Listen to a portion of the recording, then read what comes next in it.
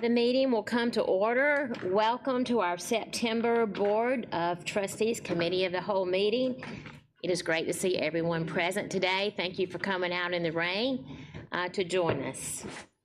Our first matter of business is the approval of the consent calendar.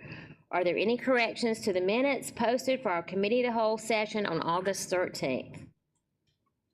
If there are no corrections, I need a motion to approve the minutes. Motion to approve the minutes is presented. Okay, Ms. Leventis Wells has made a motion. Ms. Goodwin Caldwell has seconded. All in favor of the motion, say aye. Aye. All opposed, no. The motion carries. Our second matter of business is appearance of guests, and we have two speakers. At this time, I'm going to ask our Vice Chair, Ms. Mosley, if she will share the guidelines for speaking. Wait, real quick question. Do we get a list of these speakers? I've got them. Okay, sorry. Okay. Yep, I can share. As each speaker's name is called, he or she should proceed to the podium at the end of the board dais where there is a microphone and light system. Each speaker has up to 3 minutes to speak to the board. The light system will be green for the first 2 minutes and will turn yellow when 1 minute remains on the speaker's allotted time. In keeping with board policy KCA, abusive language or personal attacks aimed at students or staff members will not be permitted. All speakers are expected to behave in an orderly and respectful manner. The board will not engage in discussion with the speaker or respond to comments, and the superintendent will designate a member of the staff to respond to each speaker in an appropriate and timely manner. Thank you so much, Ms. Mosley. Our first speaker is Janet Faulkner.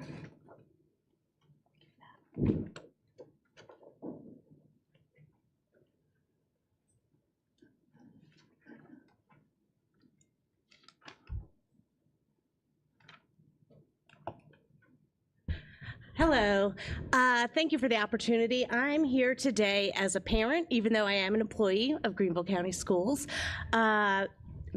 My husband and I wanted to come for the dyslexia presentation, as 3 years ago my daughter was diagnosed with dyslexia. And as a new person in South Carolina, we did not realize that South Carolina does not recognize it as a learning disability.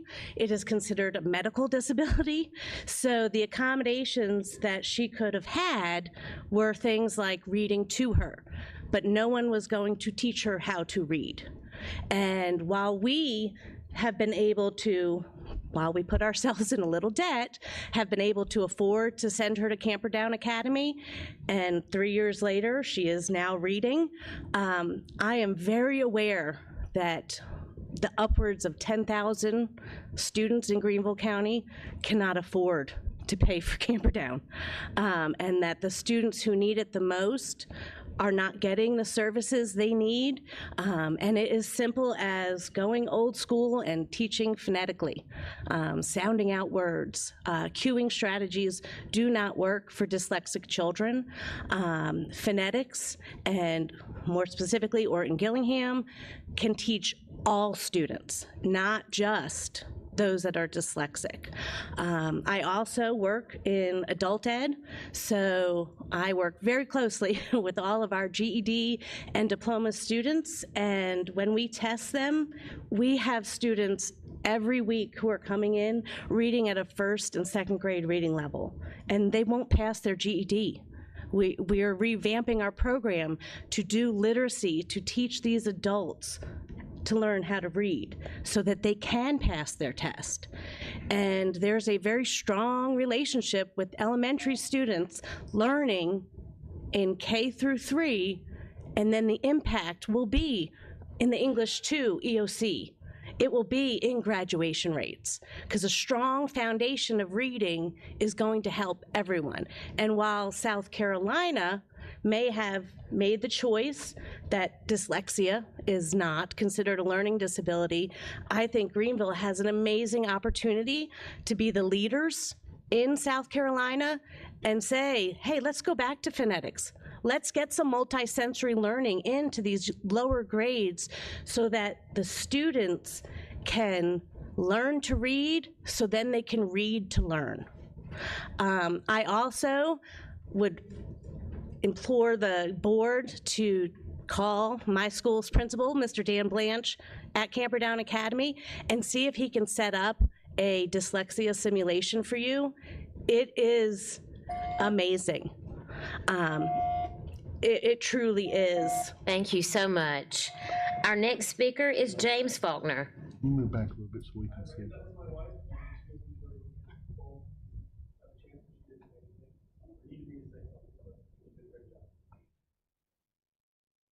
Thank you. Our third matter of business is instruction. Ms. Mosley will serve as the chair of instruction. Ms. Mosley, you have the floor. Thank you so much, Madam Chair. Okay, our first item on the agenda is item 3.01, summer remediation and support programs. It looks like I am going to have Ms. Dean at the podium. Is she there? All right, I will turn it over to you, Tara.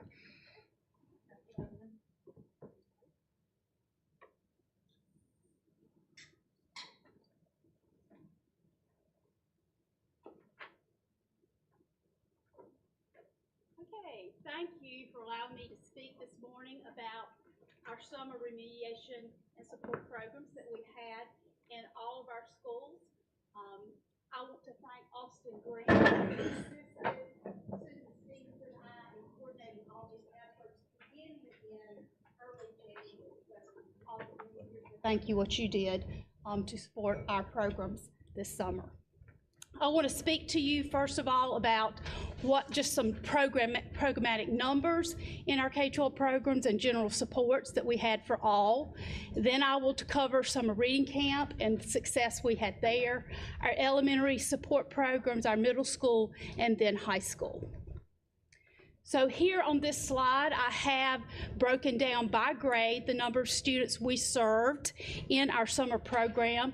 We served a total of 6,094 students. As you see, 3,194 of those students were in elementary, 900 in middle, and 2,000 in our high schools.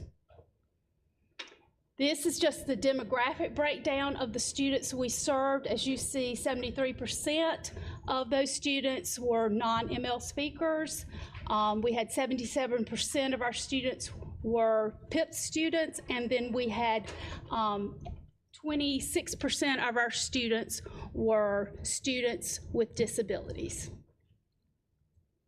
In all of our sites, they received free meals, breakfast and lunch. Transportation was provided, and nurses were assigned by nursing services. So for our summer reading camp, if you recall, because of our Read to Succeed legislation, this is to help students develop and apply their reading and writing skills across the school day in all academic disciplines. And the purpose of the Reading to Succeed legislation is to enhance reading instruction in pre-K through 12, identify struggling readers early, target and effectively comprehensive support, ongoing communication with parents about the needs of their child, pre-service and in-service training for teachers that prepare them to help all students understand and comprehend grade level text.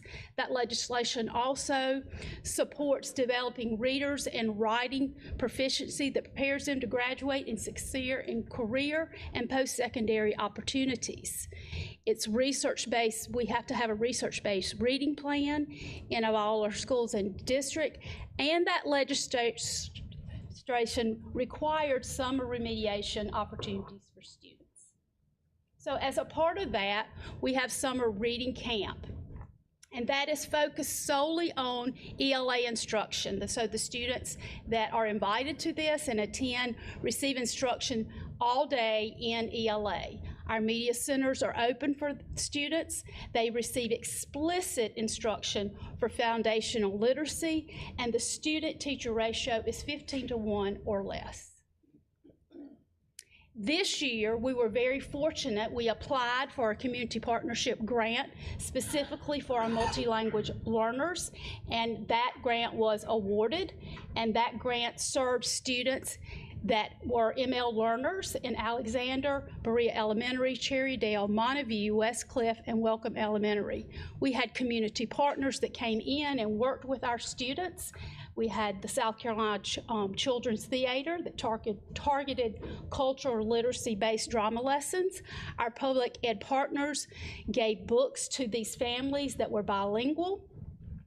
Our HIT services, which are interpreting agency, came in and read to our students both in English and Spanish each week. We also had Roper Mountain that came and worked with our students and provided hands-on literacy instruction through science. Also, some additional supports we got with this grant for our ML students.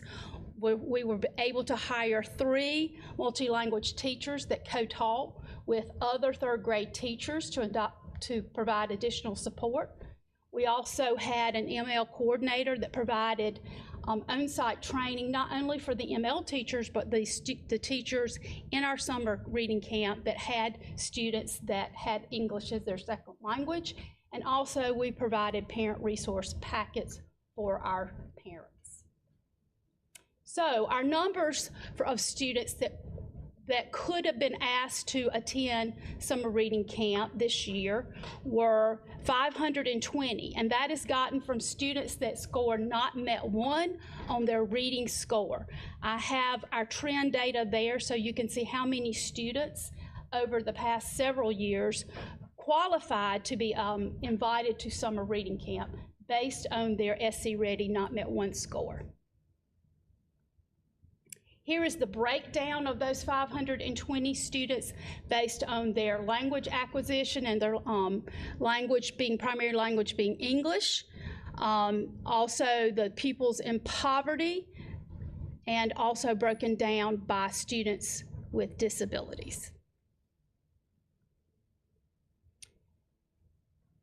The legislation also allows for good cause exemptions. We had 520 students that scored not met 1 and were invited to attend summer reading camp, but some of those students could be promoted based on good cause exemption. So we had 109 of those students that qualified under exemption 1, which is dealing with limited English proficiency and being in the United States less than 2 years.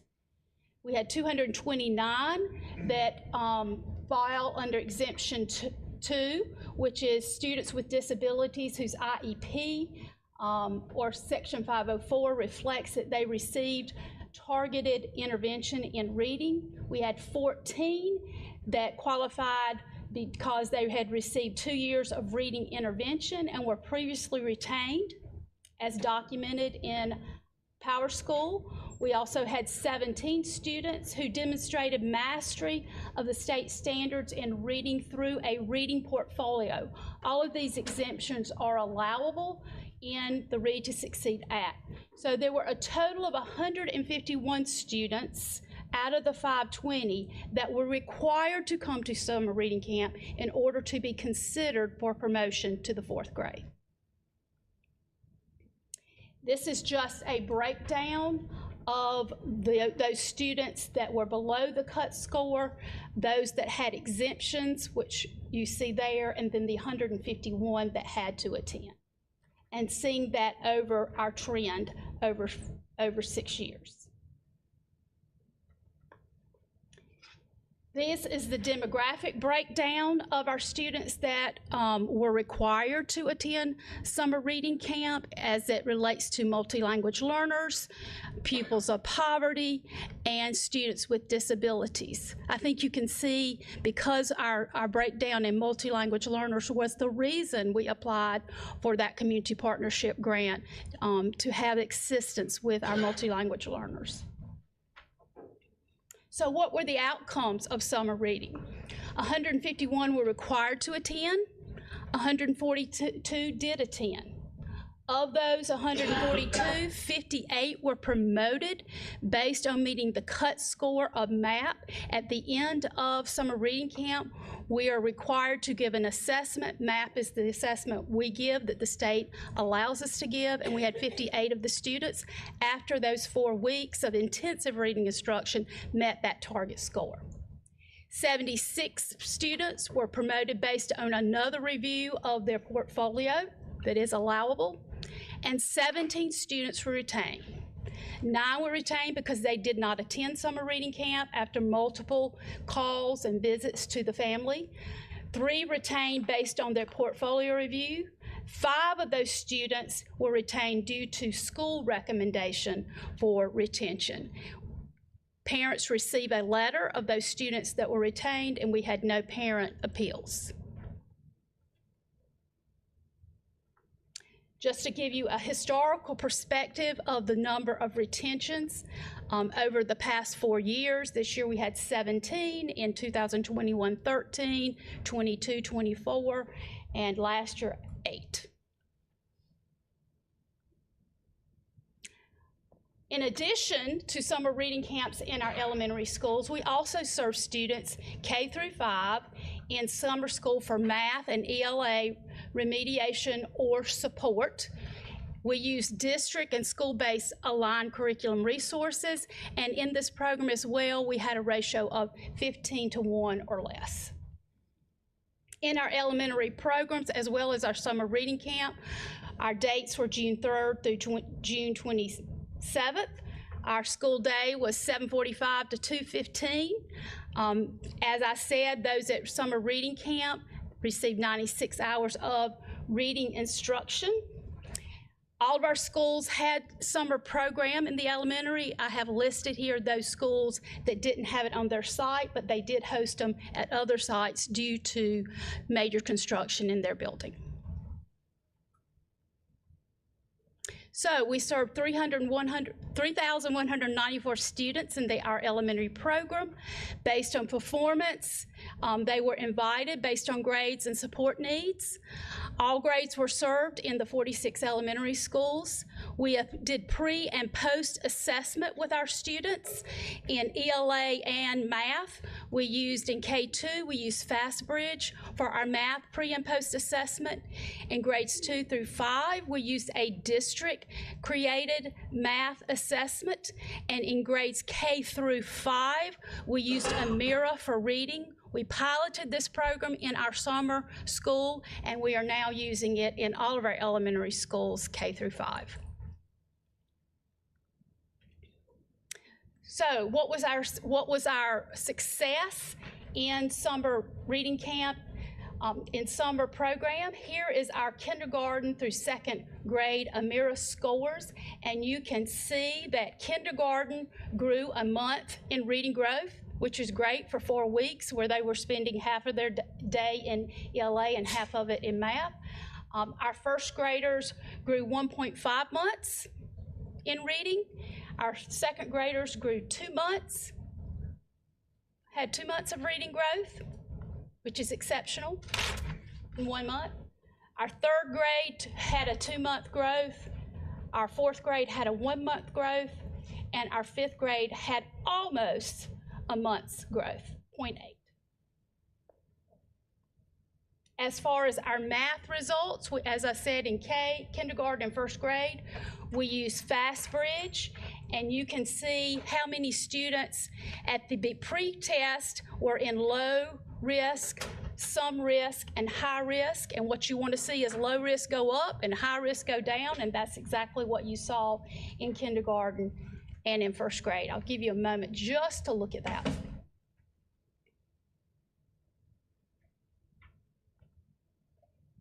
In 2nd through 5th grade, we gave a district mastery test based on essential standards. And as you can see in the pre-test, the number of students that mastered those standards grew significantly in the post-test, which is what we wanted to see. So we had growth in ELA and math across all grades, and we're very proud of the work that teachers and students did in those 4 weeks. We had programs in grades 6 through 8 in math and ELA, depending on what the students needed. Some went to math, some went to all-day reading, and some went to both. Our student-teacher ratio was 15:1 in these programs as well. We operated 4 weeks, the same 4 weeks, but the middle school was not quite as long. As you see, they went from 8:30 to 12:30, except in our Bell Excel sites. And we had 3 schools that hosted Bell Excel, and they went from 8:30 to 3:15, and those schools were Berea Middle, Lakeview Middle, and Tanglewood Middle. All locations hosted summer programming except for Greenville Academy, and it was hosted at League. We had 900 students, and they were invited based on their performance and grades and needed support.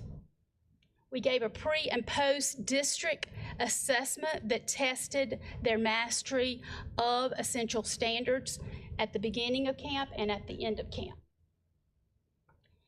I mentioned that 3 of our sites hosted Bell Excel, so I just wanted to give you a little bit of information about what is Bell Excel and what does it do. So it's an evidence-based summer program that serves rising 6th graders. So at Berea, Lakeview, and Tanglewood, they serve their rising 6th graders.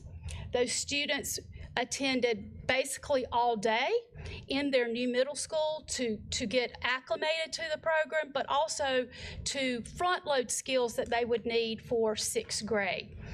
In all 3 of those schools, not just the rising 6th graders went all day, but so did the 7th and 8th graders served.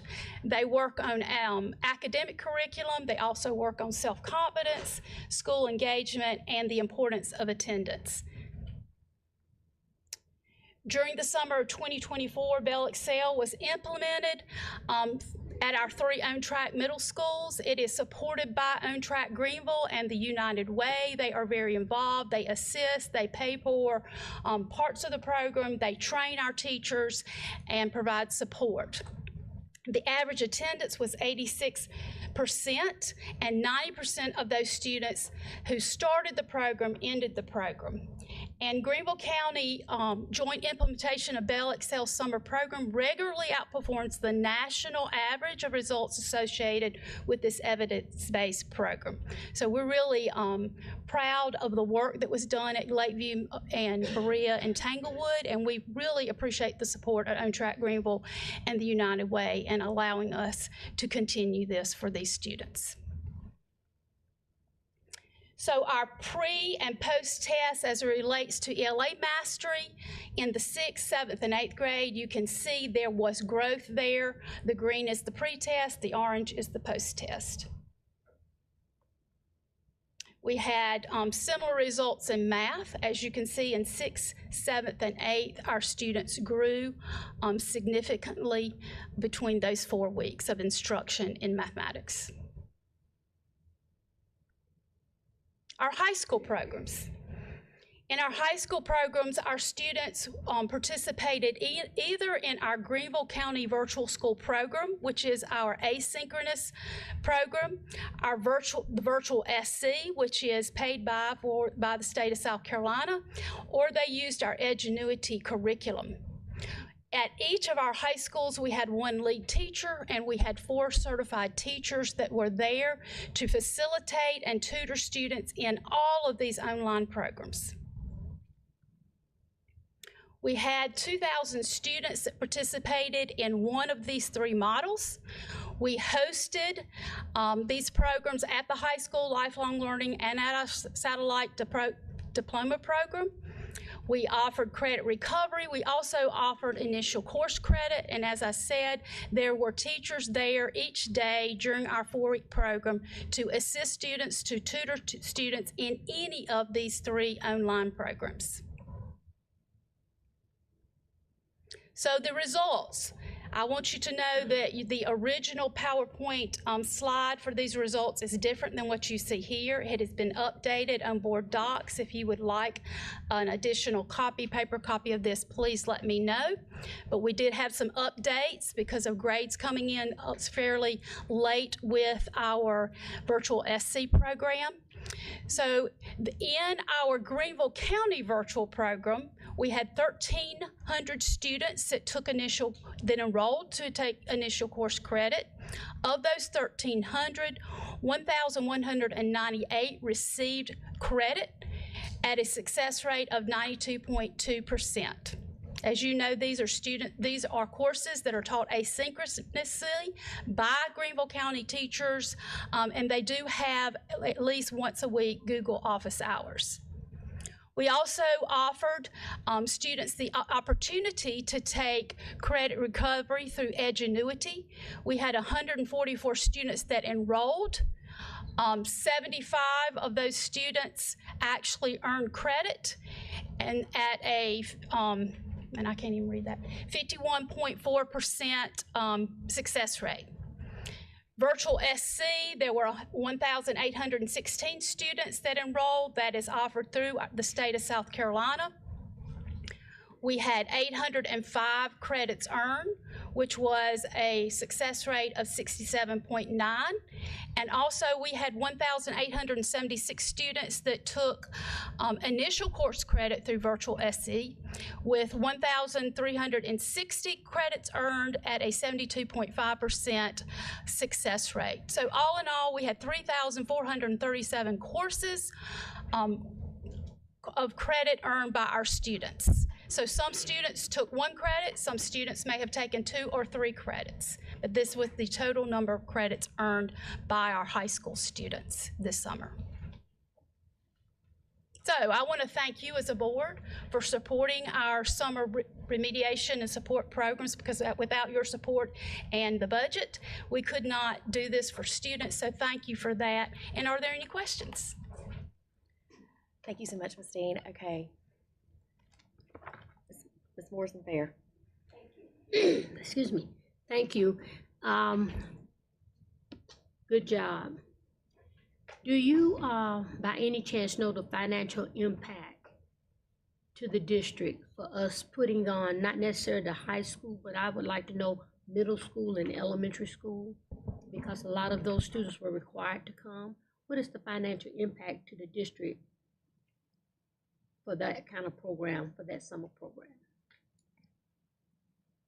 I personally don't know I know it's thousands of dollars, and in the past, ESSER funds help support this. That's why we could provide it at every school, and have a lead support staff member. It's hundreds of thousands of dollars. I'll tell you, summer reading camp is funded by the state. There is a per pupil rate that we get. I think it's around $1,500 per student that helps fund that teacher, and also supports for summer reading camp. So that is not really a direct impact on our district, but those other programs are. But I can get that information for you. I believe maybe Mr. McCoy can speak directly to that, if not Ms. Stack can. Yes, ma'am. What Ms. Dean mentioned is correct. The big bulk of how we pay for the elementary is through summer reading camp, because the amount the state gives, they allow you to put in more students than just the kids that are identified for the Read to Succeed required summer camp. So in the past, that has mostly paid for everything of those students that are required to attend the summer camp, plus anybody we have identified that we feel like would benefit from the summer camp as well. Middle and high school, Ms. Stack may have that information for middle and high school. We don't have it broken down into the levels, but we can surely do that for you. I believe it's over $1 million utilizing the ESSER funds and the state funds for reading camps. And I believe we included in our budget request for this year that we're in, 1.8, I think it is. 1.8 million, because we still have some lingering effects academically from the pandemic. That was our very best estimate based on what we had been spending. As you all know, the ESSER dollars expired basically this summer. So the summer school that they just reported on would have been primarily funded from ESSER dollars and from state reading camp funds, which, as Ms. Dean pointed out, have generally in the past been more than enough to serve those required to attend, then allowing us to serve others who it benefits to attend. As the state's requirements for meeting the bar for reading proficiency increase, if the allocation does not parallel an increase, it will take all of that to serve those required to attend. And then we still have the margin of what we would spend for other remediation for middle school and for high school. So this year would give us an accurate picture of what that looks like going forward, absent ESSER funding.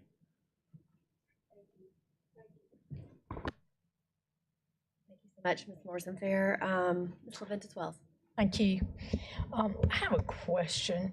I mean, thank you for the presentation, but on grades K through 5, the summer remediation and support, you stated that the district for grades 2nd through 5th, that the district assessment of essential standards for math, we developed that program? We developed the assessment, the pre and post assessment based on the essential standards that students need to know by the end of those grades. Okay. So that is the assessment that students take the first week they are there to give teachers information on what standards they need to work with students on. Okay. And then they teach based off of the results from that assessment. So the assessment drives the instruction during those 4 weeks. Okay. And then they give a post-assessment that assesses those same standards. Okay, and we developed We that. developed that in district. And all of the other, the pre and post assessment to target instructional support, that is a program by someone else? So in kindergarten and first grade, that is FastBridge, which is a purchased product, yes, Okay. that we used for math. And then K through 5, we used Amira, which is also a purchased product. Okay. We can't develop our own? We could. Do we not have the manpower but, here? um, We only have No. pays 12,000 Right. employees? The state pays for the Amira screener assessment that we use. So we were just going to pilot that to see how that would give us some information prior to rolling it out this year. Okay. I do great. need to add one thing to that too. There is, for the Read to Succeed, as Dr. Royster says, as that expands, that's expanding from this year, 3rd grade, they changed it from, it used to be the lowest tier of does not meet students were required to attend.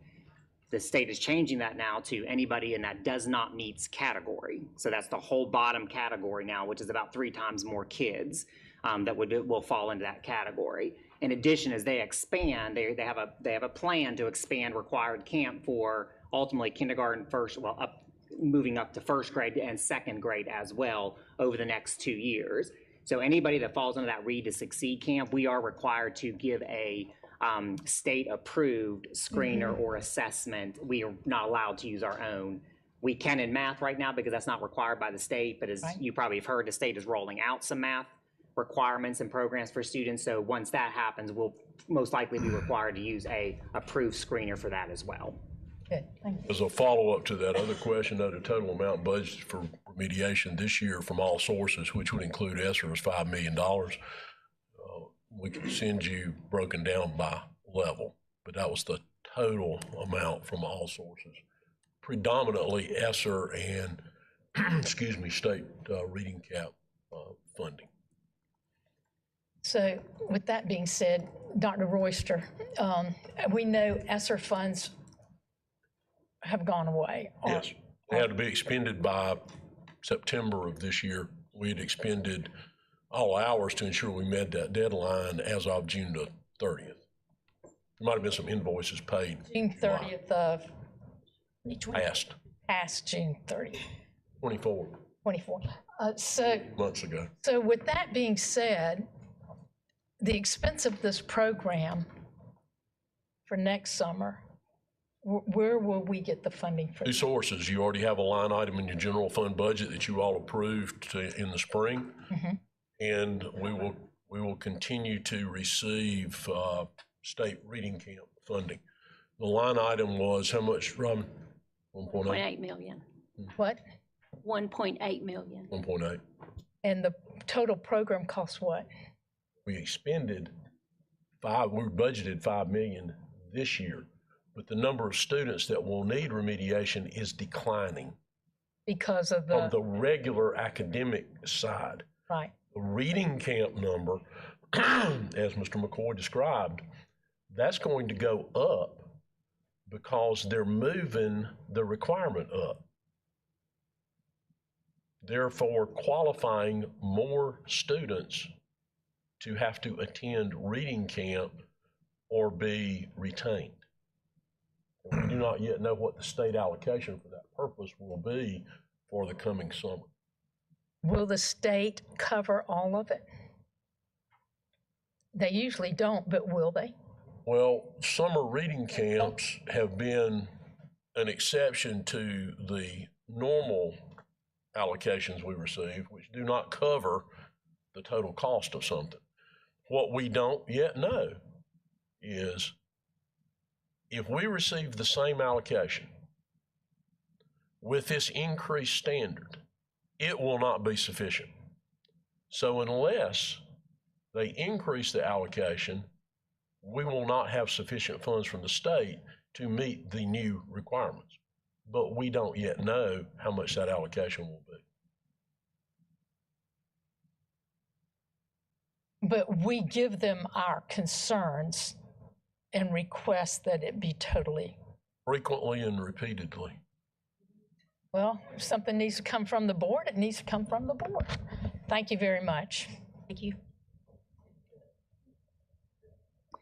Sorry, I forgot I'm chairing this. I'm listening to this discussion. Thank you so much, Ms. Leventis-Wells. Ms. Brett. Thank you. I have a question about Amira. Can you tell me a little bit about this program and how we came about to use it? Okay, Amira is it's two parts. It is a screener that this is a state-approved screener for dyslexia. And this is the screener that our district has gone to for this coming year. It's approved through K through 2, and it is paid through the state for this year. We also decided to purchase that screener through 3 through 5 as well. So we have a consistent measure of students in reading K through 5. Amira also has an online tutoring component that is AI generated, where students read into, and so teachers can hear them reading and listen to fluency and listen to students pronouncing and saying words correctly. So that is a portion of Amira as well. So we used Amira this summer to screen pre and post tests, students based on phonics and fluency. But they were able to use it during that program to get some one-on-one tutoring. So are the instructors trained through Amira, or does Amira bring someone in to do the screening? How does that work? So our teachers were trained, and we had 2.5 days of training prior to camp, and part of that training was training teachers about the screener and how to give the screener, and also how to use the Amira tutoring program. So yes, they did receive training for summer.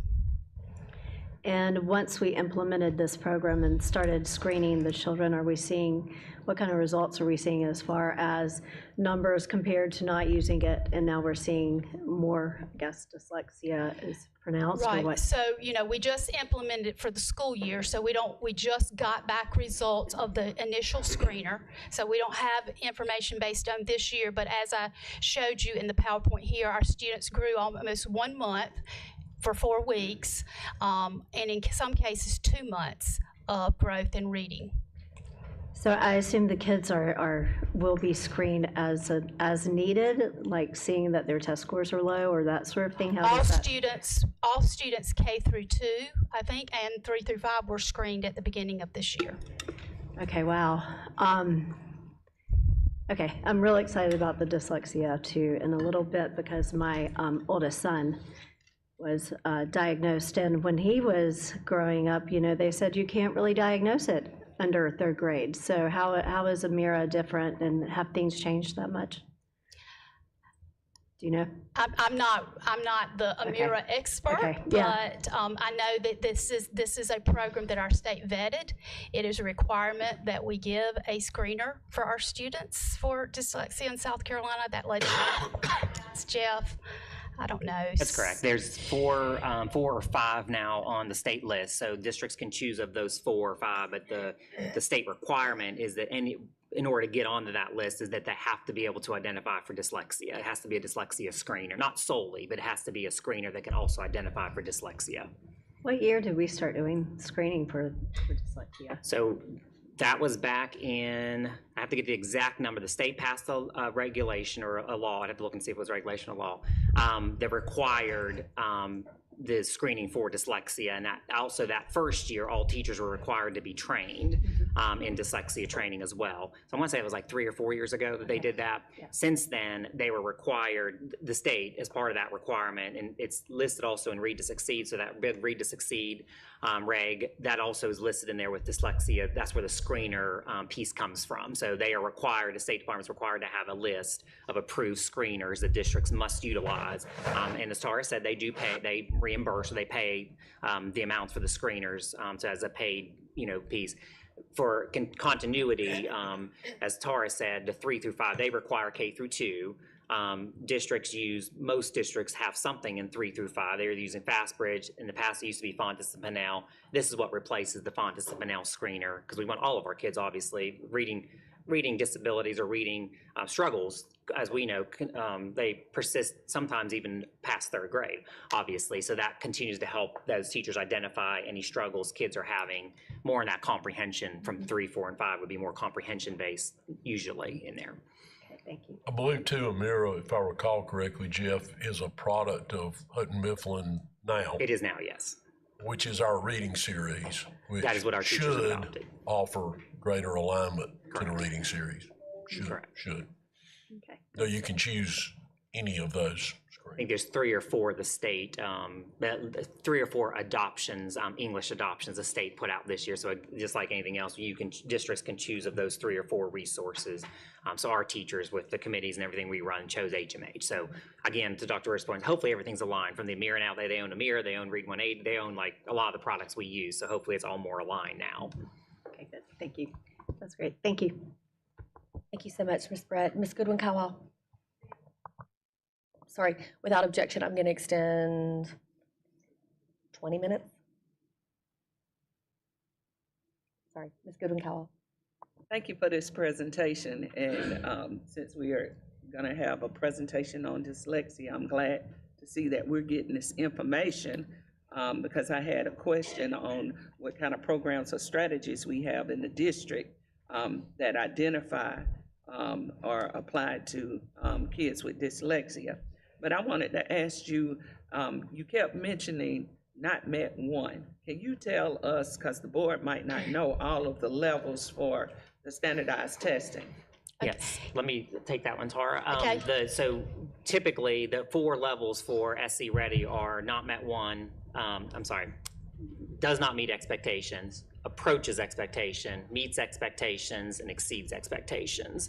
So in that last category of does not meet expectations, the state has always carved out the bottom, and I don't remember the bottom, what percent, but there's a bottom percent of that tier they've carved There's like out. 2 levels in that. Yeah. And that does not. Several levels, but they would. Yeah, Not Met 1 and Not Met 2. Not Met 2 is what it used Yeah. to be, yeah. So that Not Met 1 was a category subset within there that is how they identified the kids from the SC Ready test, the reading portion of that test, on which kids would be in that required group to attend the summer camp. So Not Met 1 is like the lowest. It was the level. lowest of that, does not meet expectations. Of the does not meet. Correct.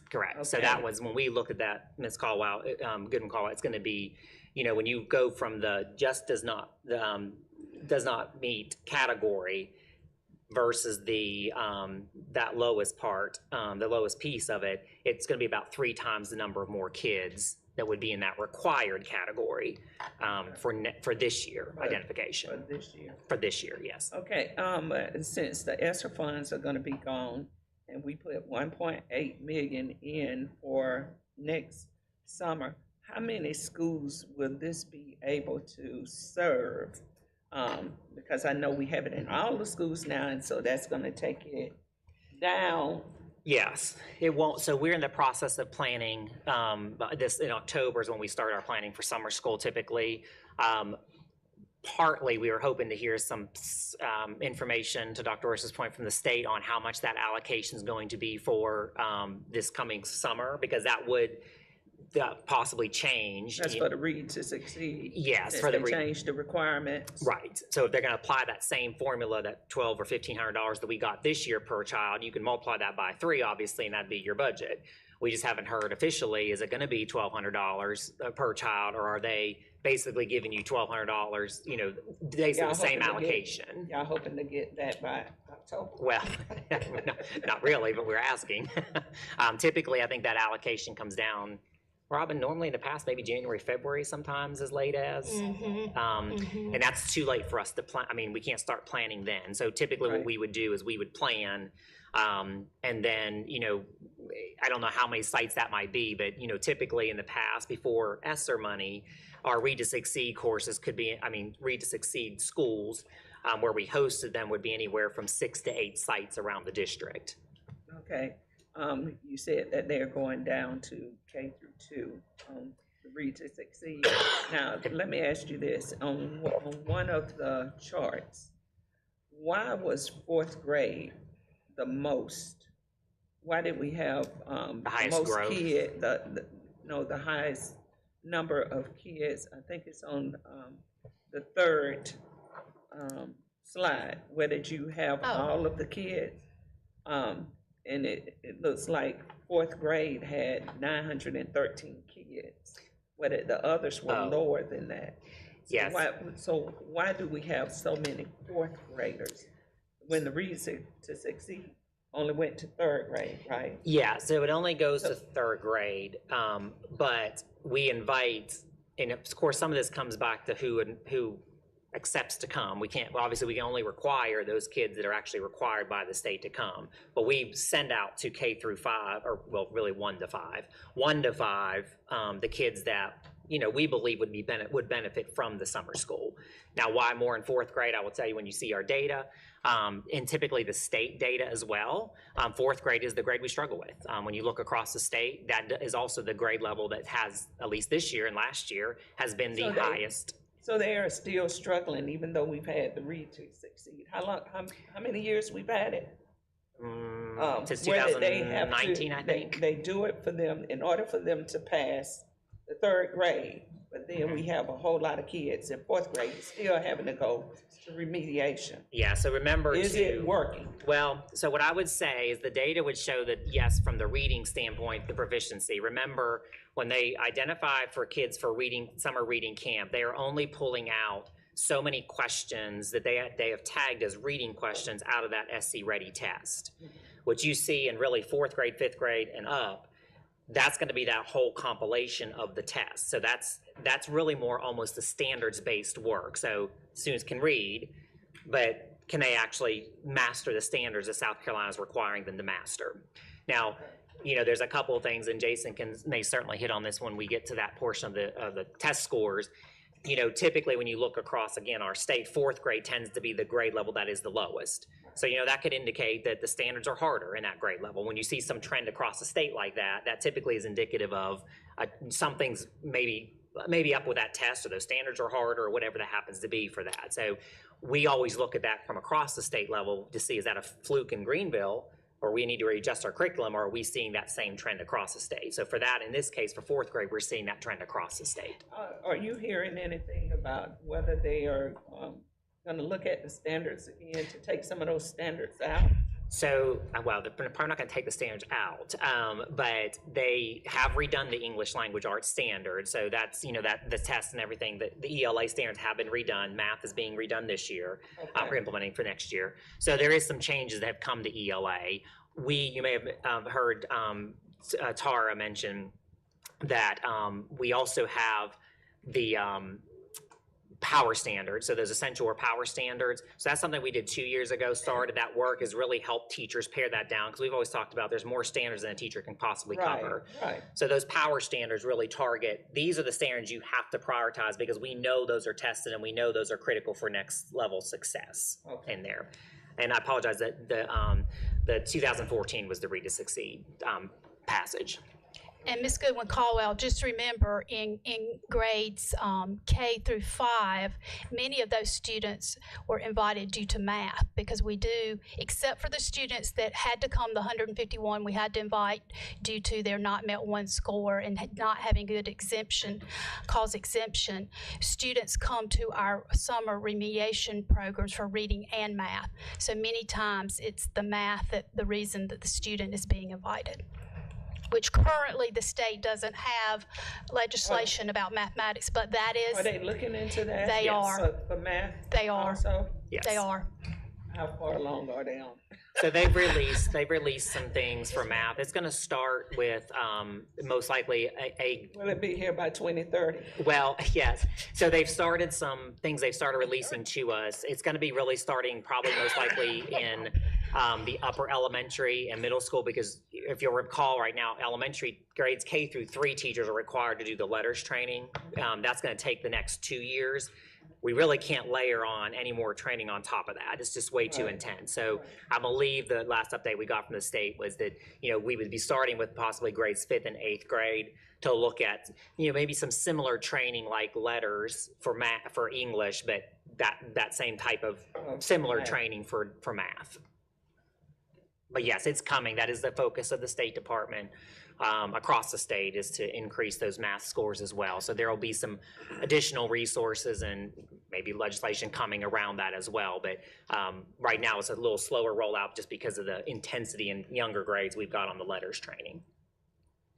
Okay, are they looking, I know this is up, are they looking at anything, science and social studies also? Not anything in science and social studies, not at this point, at least, no. The focus has been heavily on, in both of those that you just, science and social studies particularly, English plays such a big role in both of those, as well as being able to read for information and text. And of course, science with numeracy also plays in. So they're focusing on the 2 base core subjects first, at least. But they've not mentioned anything for science or social studies. Okay.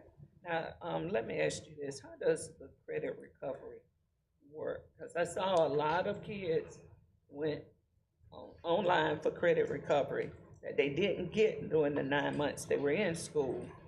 Tell me how that works with the summer program. So online. with credit recovery, the students take an assessment. The first day, they take an assessment on all the standards from that course or competencies from a course. That test is graded to see what standards or what competencies they master. If they master them, they do not have to work in those areas.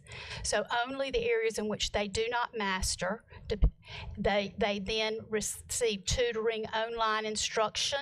It could be video, it could be an asynchronous teacher working with them, it could be readings, and they learn. And we also had teachers at the school that could assist them with that content.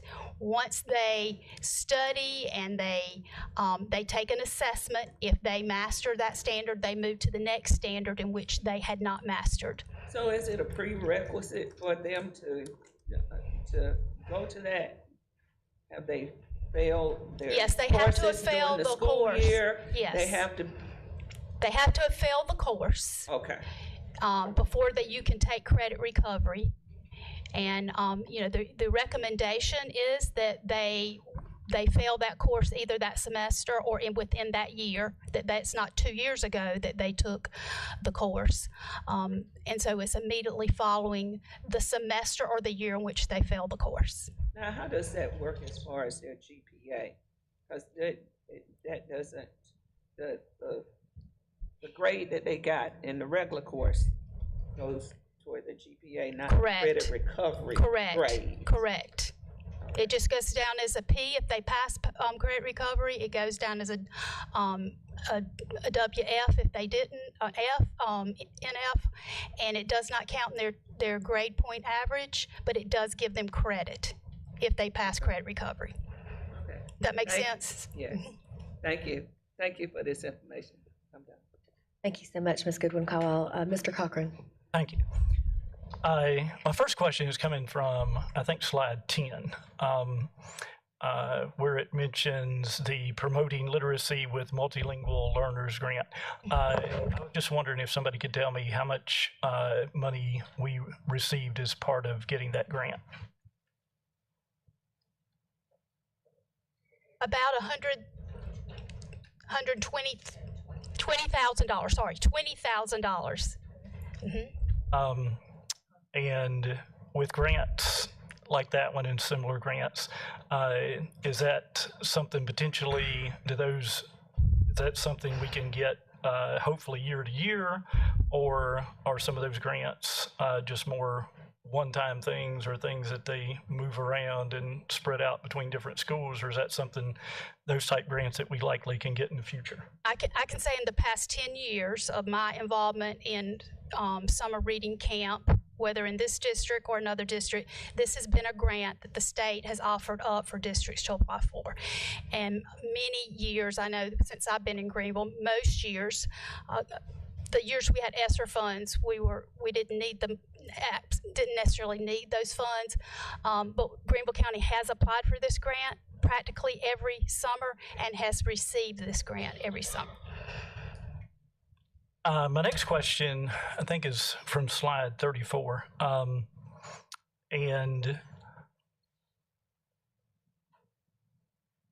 trying to get there. There we go. I was wondering, first of all, going back to the questions a moment ago about the credit recovery, are some of these credit recovery courses only offered through Edgenuity or only through virtual? And obviously there's a big disparity in the success rate between those two, and I was just wondering if you could explain what you think is the reason for that disparity. So the answer is yes and yes. In Virtual SC, they don't offer every single course every summer for credit recovery. So there are some students that if Virtual SC does not offer it, we then go to look to see if Edgenuity offers it. If we do, the counselor or the lead teacher in summer program will enroll them in that Edgenuity if it's not offered through Virtual SC. Also, Virtual SC has a timeline in which you have to register. So if a student realizes after the deadline, then they are given an opportunity to sign up for that course during Edgenuity, because we can enroll them at any point in Edgenuity. Now, they do have a timeline in which they have to complete it, but there is a rolling enrollment that we are in control of, whereas in SC Virtual, that's a state timeline and deadline. And similarly, with the initial credit courses, once again, are there certain courses that are through Greenville County Schools Virtual that are not offered by the state, or vice versa? And once again, there's a huge disparity with the success rate, and what do we think's causing that? That is correct also. Our virtual program has a limited number of courses that we offer. So if that is not offered in our virtual program, there are many more offered in Virtual SC.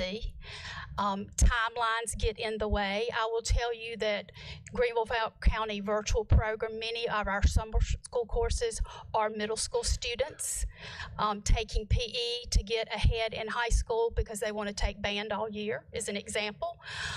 So many of that 1,300 students are students in 7th or 8th grade. They may be taking financial literacy, they may be taking computer science in order to get ahead so that they can take more AP or related art courses in high school. Whereas Virtual SC are more of our high school students. Those, with that success rate being so different between the two, are our middle school students that are trying to get ahead, are they just generally better academically than our high school students that are taking the virtual South Carolina for initial credit? Or again, what specifically do you think is causing that 20% difference in the success rate? I can't really answer the question about academically, but I can say if you've got a middle school student that's looking ahead of what they need to do for high school, you've got somebody pretty motivated. And I think that makes a lot of difference in how students do, especially in a virtual class. How motivated, how self-driven are they? They're going to be highly successful if they've got that in a virtual program. And my final question, Dr. Royster, I think you mentioned a few minutes ago that our cost for these programs in the summer was approximately $5 million. I was just wondering, does that include our bus transportation costs, or is the bus transportation cost extra, and what might that be? That number would have included what we spent on transporting students. I believe virtual SC, I don't believe we're paying anything for that at this point. No. Now, obviously, our virtual, that's our people. There's a cost to that, a staffing cost to it. So that's also obviously another consideration.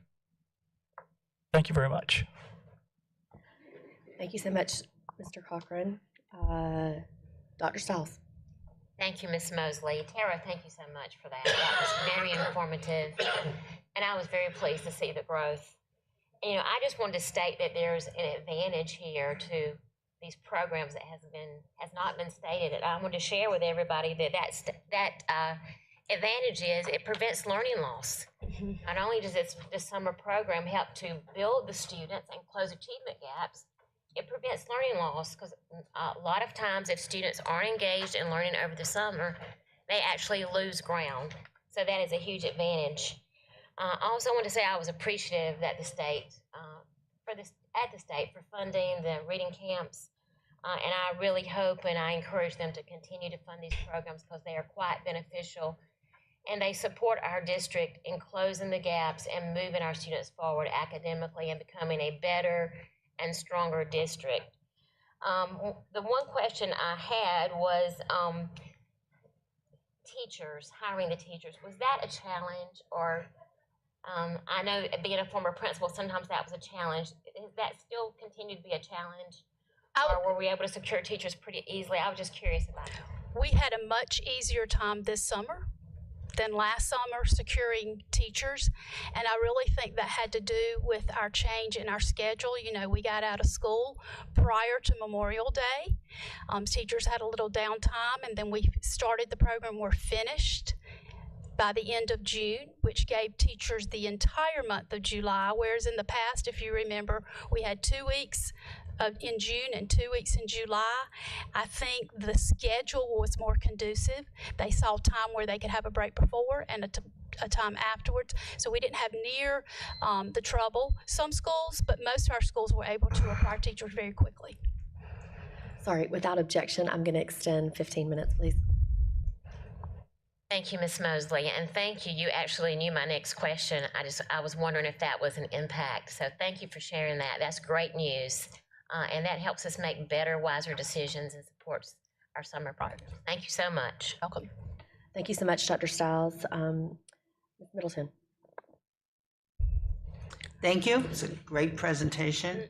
The first question I have is, with the standards going up and in literacy, which I do think is just of prime importance, is there anything we are doing to maybe encourage more of the teachers to give actual summer reading for children that are not in summer school, the average kids, that still do fall behind, and they need to really be, actually have, I feel, required reading in the summer. And I don't know if that's still a thing. I know that most of our schools still promote summer reading. Some of that is done through our school librarians that have programs and incentives for students to read over the summer.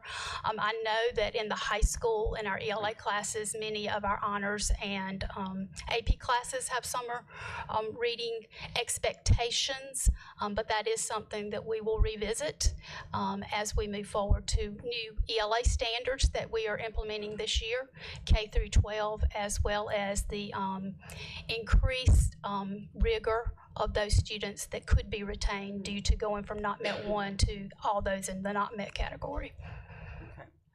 I mean, I would love to see that really be mandatory, because it's a long time to not be reading at all.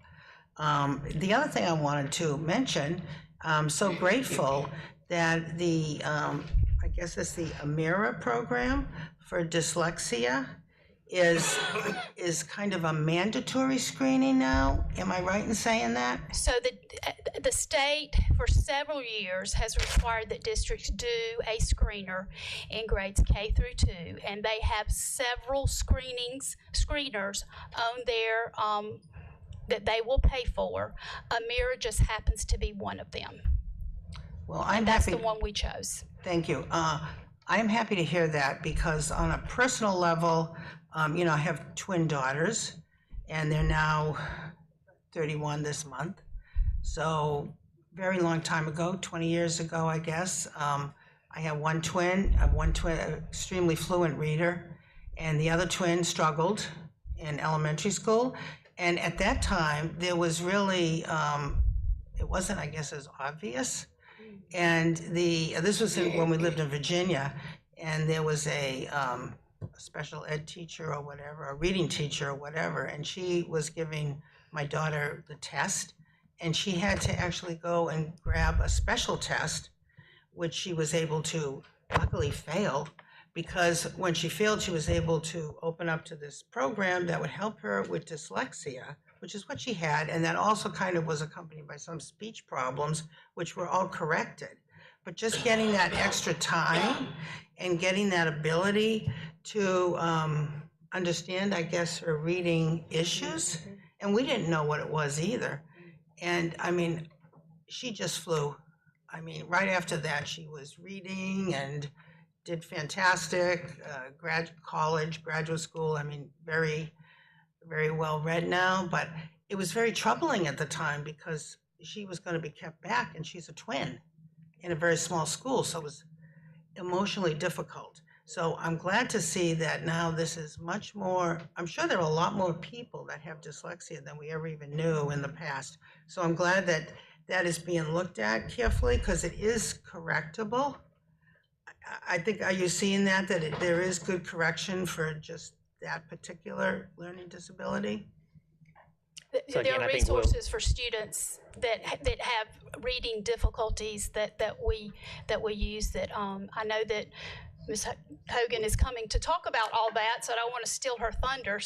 But there are several resources that we have that our teachers have been trained on, that they're using for students with disabilities in reading.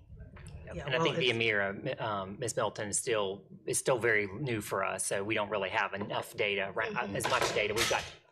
We've got some pilot data from the summer that's been very promising, as Tara has shared, and the research around it is very strong.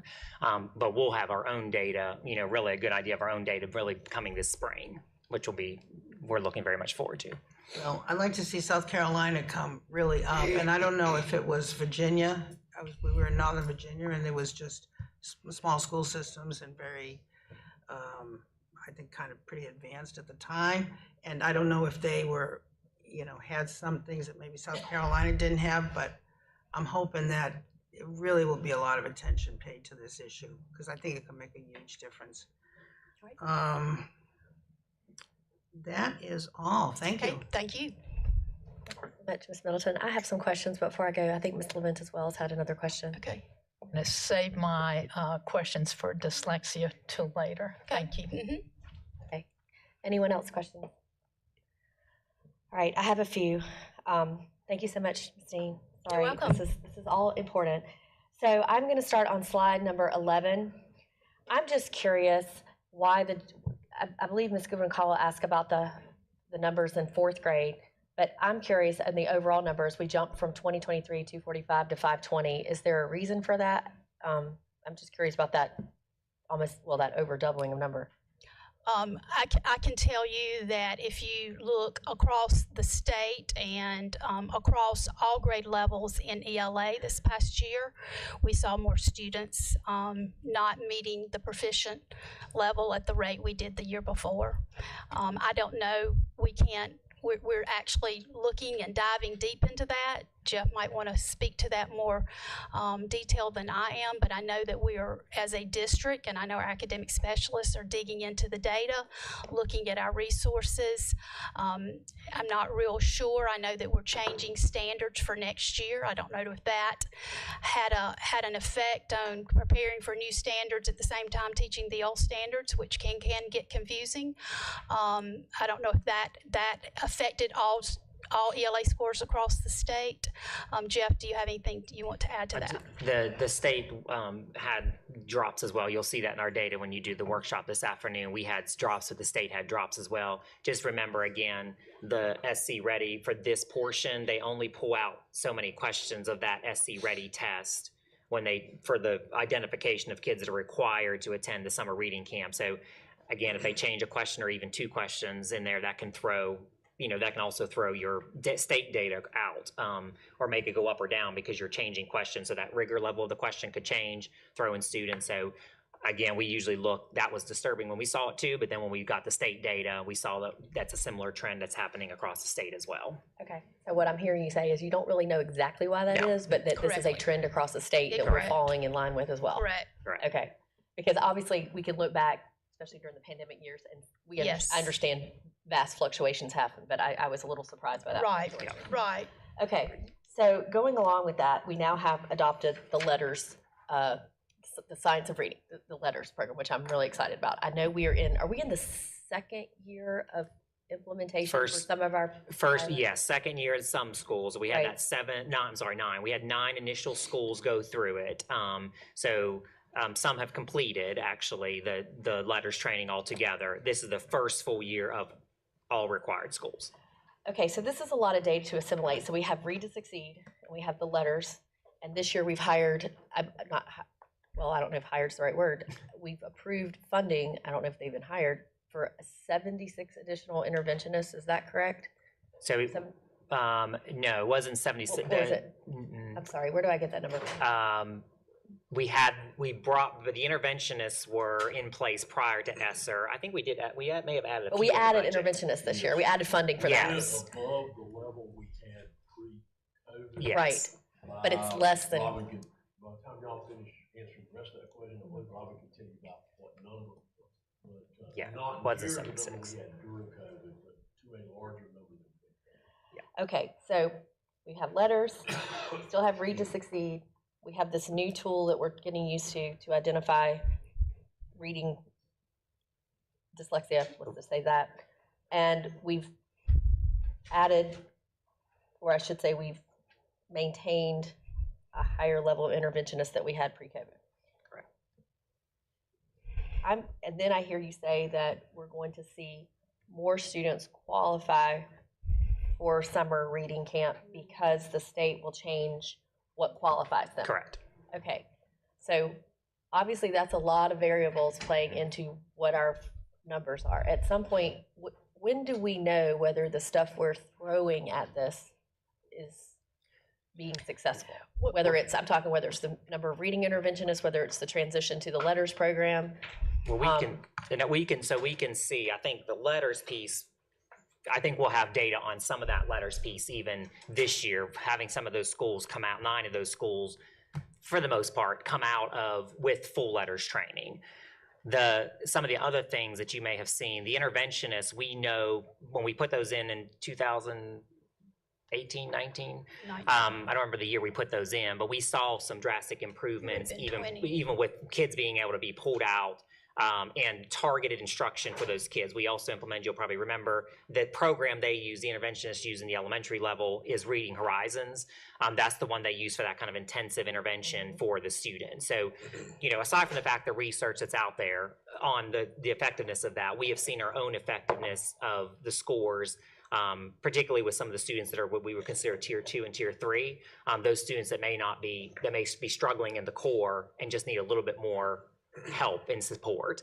And I also think you can point that summer data. The summer data for us has been always very successful as far as students' growth, and that is on nationally normed tests. So that's actually some very quantifiable data based on peers across the country. Okay. I just feel like there's just a lot of things, and I'm wondering, I guess it's when you change so many things at one time, it's almost wondering which one has the actual impact on that, which for me, when data drives so many of our decisions, whether it's funding or maybe not unfunding something, you want to make sure you're unfunding or funding the correct thing. And you've hit on really one of the greatest challenges, and I think Dr. McCrary would agree with that.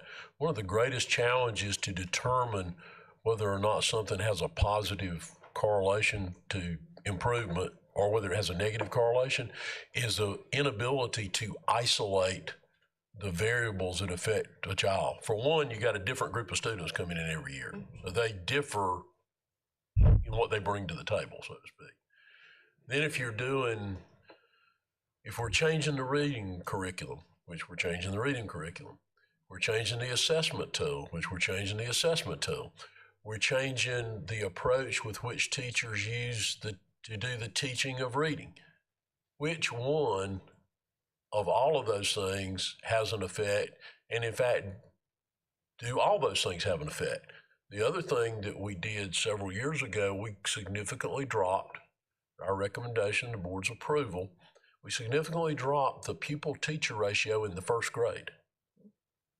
So ideally, we try to get to 15. We're probably district-wide sitting about 16.5 or 17 to 1, with the idea of decreasing that first grade size to try to make certain that we focused as great an effort as we can on reading at the earliest grade where we believed it made the most difference. So has that helped some? We believe probably all of those things have. There's no way to isolate the variables, because what we wouldn't do is create, then you get into the ethical issue of this. You don't want to create a group over here that they got a class of 15 to 1, and we put another group over here at 22 to 1, when we know there's research out there that shows 15 to 1 makes a difference. So it is extremely challenging to isolate all of the different things that you do to try to increase pupil achievement, because within your reasonable ability to do so, you want to do all the things that external research has shown to be effective. One of the things that we've noticed just this year on reading results in looking at other districts, there are a few examples that jump out of very small districts where they've experienced very significant reading growth. And if you talk with them, what they will say is their schools where they experience that, they're further into letters than other people are. Now, that's generally because they were very underperforming schools, so they adopted letters earlier on, but it made a significant difference. So there's already some numbers out there besides our own numbers that we get this year that show that's been effective. Okay, thank you so much. Without objection, 5 more minutes. I have a couple more questions. Okay, so I will save my next question about Amira for the dyslexia presentation because it may be relevant to that. Let's go to high school. I'm looking at slide 34. It is no secret I'm not a fan of Edgenuity. So my question is, do we keep track of how many students, did I understand we have in-person opportunities for students to come to a school and get support while they go through one of these online programs? Is that correct? We still offer that? Any student in any of these online programs could come to the school at bus transportation to get tutoring. Okay, do we keep track of, out of all the high school students that we're serving for, and I'm specifically thinking about credit recovery purposes, do we keep track of how many actually come in the door and that we support in person versus the ones that are just doing this at home on their own time? Do we keep track of that? We would have some ballpark numbers that we could get for you if you would like that. Okay, but we have to pay teachers to support them in school, Yes, right? and we have students that come, but some of them are coming because they're in SC virtual and just needed some extra support. So, right. I mean, there were students there for a multitude of reasons, and any one of these 3 programs. Okay, so do we charge for any of these programs? Is there a fee for the student? to do any of the virtual, whether it's an initial credit or a recovery? Our SE, our Greenville County Virtual Program, we do charge. Okay, If they're a PIP student, it is at a very reduced rate. okay. But we do try to offset some of the costs for this Yes, by charging the student, Yes. especially the ones that are trying to get ahead yes. and take things. Okay. But not for credit recovery or not for virtual SC? Do they have a fee for virtual No, SC? no, there are no fees for virtual SC. Okay. All right. Go back to your earlier question. 35 general fund interventionists pre-COVID, so that was in the fiscal year 20. And in last year's budget, you had 24.5 for a total of 59.5. That does not include interventionists. That does not include interventionists paid out of Title I funds. We have some there. We have interventionists paid out of some of the assistance funds that our schools receive because of low performance in test scores. That's simply what you're funding out of the general fund. We also have principals who may choose to use their flex allocation to hire partial or full interventionists. A lot of them hire people part-time to do that. But that's the general fund obligation right now is 59.5. Okay, thank you so much for that. Back to credit recovery. Are there, I know you can recover credit for almost any class, but do we see a trend of most students recovering for the core classes like math, science, social studies, or reading? Yes. Or ELA? Yes, because in Edgenuity, the majority of the classes are in the core content. There are very few in what I would call fine arts and elective classes, and that's the case for SE Virtual as well. So we're looking at core content. So, you know, ELA, math, science, social studies are the majority of the classes that are being recovered in grade recovery. There's off, you know, some off of that, some business, but the majority of them are in the four content areas. Okay, well, I would just like to continue it for us as a district to just take a look at Edgenuity, look at our success rate, look at how many students we need to serve. And I mean, if it's the best we can do, okay, I think it's great, but I don't love it, so. Thank you so much, though, the presentation. Yes. Ms. Bose, if I may, I want to correct one thing too, just since we're on record too, that the Amira piece is not just the dyslexic screen. I think that may have gotten a little sideways somewhere. Okay. So the Amira is a full reading screener. So dyslexia is just one of the things. If you're on that list for the state, it has to screen for dyslexia, but that's a small part of it. So it's a full screener. So I just want to correct that since we're on record. Thank you. So let me go ahead and ask this question. It'll be my last. What were we using before? Was that Fountas and Pinnell? Well, it was Fountas and Pinnell was part of benchmarking for K through 5, but really we were using FastBridge in the K through 2 level. So why did we change? So the Amira piece aligns better with what we're doing, and because we had to get rid of the benchmarking, the F&P, because that's not science of reading, getting rid of that F&P, we needed a continuous screener from K through 5. We didn't need a chunk because then you can't compare. We needed, to whoever made that point earlier, we needed a way to be able to compare grade level from K1, 2, 3, 4, 5, not just because you can't compare screeners. If you use different screeners, you really can't compare them. Okay, thank you. I'm finished with my questions, but without objection, I'm going to extend. How much do you need? 5. Okay, 5 minutes for Dr. Presley has one more question. Thank you.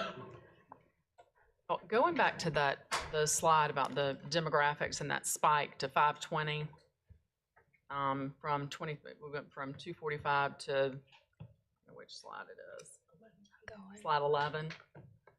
Oops, there we go. Jeff, do we know if at all, if the State Department has started to adjust some of those test items in preparation for implementation of the new standards? Would there be any way that there could be potentially, you know how they like to infuse? Yes. Those, could that be reflective of that spike? It could. Jason may know better about that. He follows that testing piece a little bit more than I do.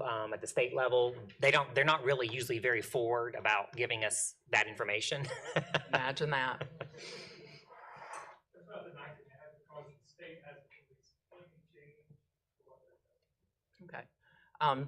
Was just wondering, because I know that items are introduced. Correct. To see how they hold water.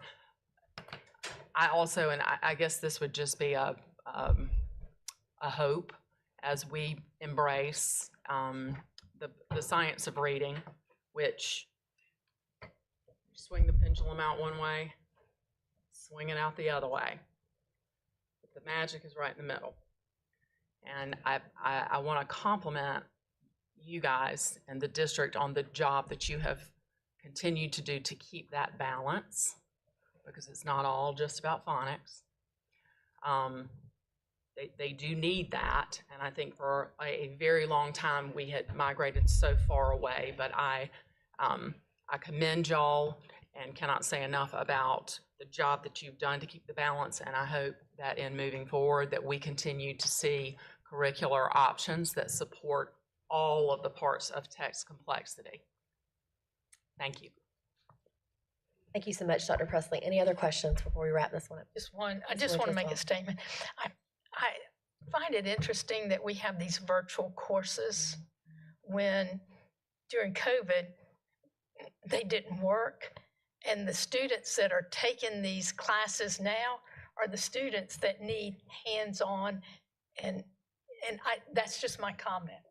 I just have some concerns about all the virtual things when it didn't work before. And then we've got these students taking these classes for credit recovery or whatever the situation is. And it just, I don't know, I was just trying to do the common sense kind of thing. And common sense tells me, yikes. That's it. Thank you. Thank you so much. Anyone else? Okay. Thank you. Thank you. We are going to move on to 3.02. This is an update on state designated underperforming and the Elevate schools. And I believe Mr. McCoy and Dr. McDavid are up for this. Oh, thank you. So yes, Dr. McDavid is going to deliver this presentation. If you recall, this is part of this presentation. The quarterly updates are required by this South Carolina if you're in one of the designations.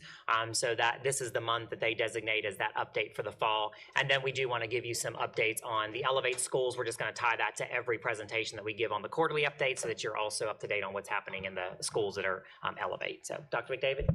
Thank you very much, and good morning. Good morning. For this continuous improvement update, we are sharing similar to what we've shared in the past. In October of 2023, our schools report card ratings were provided, and the schools received either unsatisfactory or below average. All of those schools had to submit a turnaround plan. Those schools will, in October of 2024, receive new report cards. However, as part of the turnaround plan project and as part of the State Act number 44, we required them to turn in plans per the regs. We submitted those to you in December of 2023. They were approved, and we are giving you your progress reports quarterly. In March, we came back and presented to you benchmark data and projections. We also presented in June what we had in benchmarks.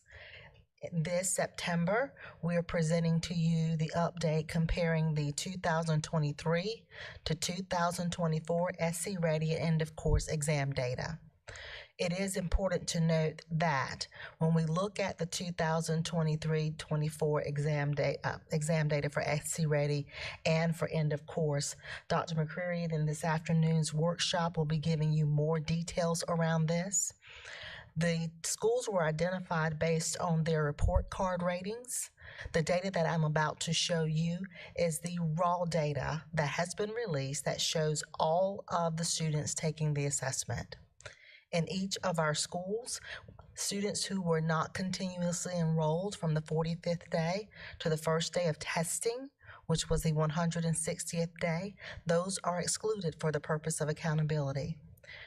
Students who have been in the United States fewer than 24 months, they have been excluded for the purposes of accountability. However, for the numbers you will see today, because the report card is not yet released until October, you are going to see the raw data for all of these schools that does not exclude all students who are excluded from accountability. So I'm sharing with you the SC Ready and end of course data from spring of 2023 to spring of 2024. In October, all schools will receive new report cards. The designations will be renewed for underperforming schools, and schools will continue to work on the process of continuous improvement.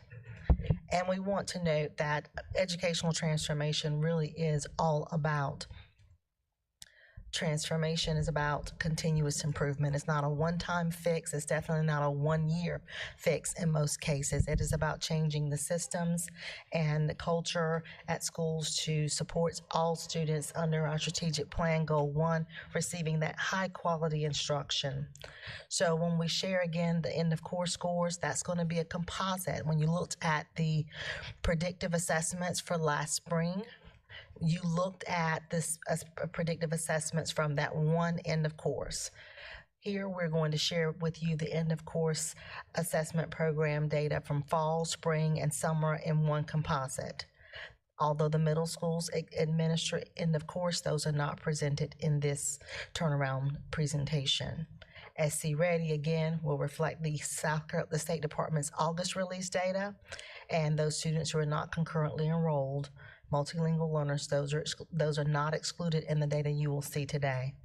The graduation rate, which is a part of the accountability and how our high schools receive their report card ratings, that has not yet been released, and we will share that in the next update. We begin with Berea High School. As you can see, looking at our spring of 23 to spring of 2024. For the purpose of this presentation, we looked at the percent passing, scoring A through D. You may see some reports in other places that show A through C. However, for accountability, A through D is passing. So we've shared that along the way, and you will see Berea High School this year posted significant gains in Algebra 1 and Biology. They also posted gains in English 2 and U.S. history, so they are continuing to progress along the lines of improvement. Carolina High School is the second high school we're looking at today. They posted more significant gains in Biology and English 2. Algebra 1, the scores are level with what they were last year, and in U.S. history we did see a slight decline in the performance from 2023 to 2024 in the percent of our students passing.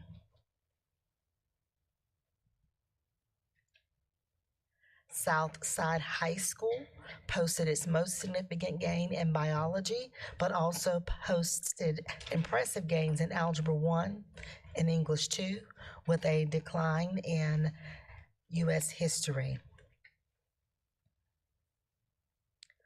Lakeview Middle School, comparing 2023 to 2024, showed marginal gain in math and a slight regression in the area of ELA. Again, these data points and percentages do not reflect students who are excluded for the purpose of not being continuously enrolled. Berea Middle School, similarly, in ELA, a slight regression. In math, 3.4 percentage point gains. And the raw data from SC Ready to 2023 to 2024. Grove Elementary School posted gains in both areas, and they are on par to perform better across the board, 4.2 points higher in ELA, and math 6.1. We go to Sue Cleveland Elementary School, who also posted gains, 8.8 in ELA and 9.0 in math. Alexander Elementary School posted slight gain in ELA, 0.2%, and slight decline in math, 0.7% in ELA, and in math, a slight decline in 0.2%. The work of Turnaround is a collaboration with leadership and with our academics division. Together, we work with each of the schools in developing plans. What we present to you today, our schools have been already working with their assistant superintendent and the academics teams to modify the turnaround plans to do more of what worked well and to look at doing something different if we did not see the positive results.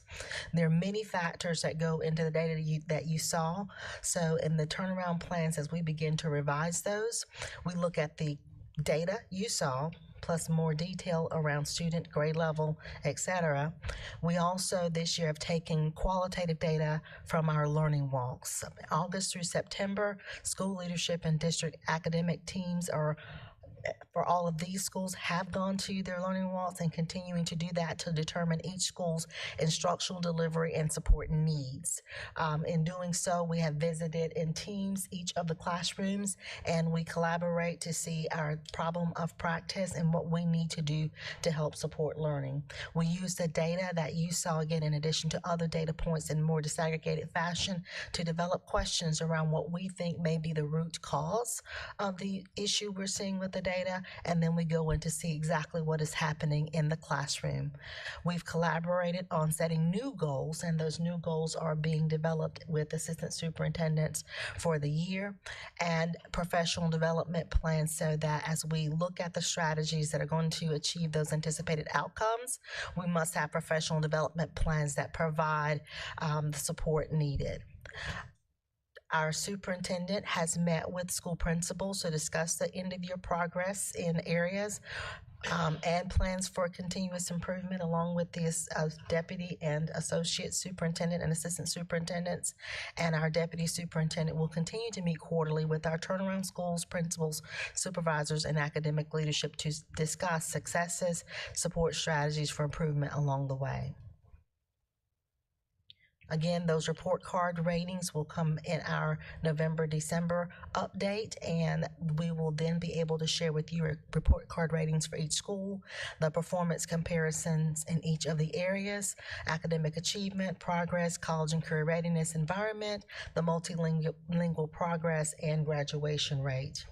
Our teams are able to fortunately look at predictive preliminary data on that so that we can begin strategizing now for improvements to be made now moving forward. The Elevate presentation, we have an update, which we are still early in the year. As noted, we added Alexander Elementary School to the turnaround, although their 2023 report card rating was average. But Elevate involves our two schools, Alexander Elementary and Lakeview. We have shared this, but want to reiterate that our teachers are all hired. They were all hired prior to the start of the year. We had 41 teacher FTEs, 45 total FTEs hired at Alexander, and 73 teacher FTEs, 83 total FTEs hired at Lakeview Middle. While the staff is on board, we wanted to give you a little bit of a background about the average years of experience, the range of experience, and returning teachers at each of our Elevate schools. You will recall the recruitment efforts coordinated with Human Resources, our Communications Division, and all of our teachers and staff working together, but we have now a full staff at each school.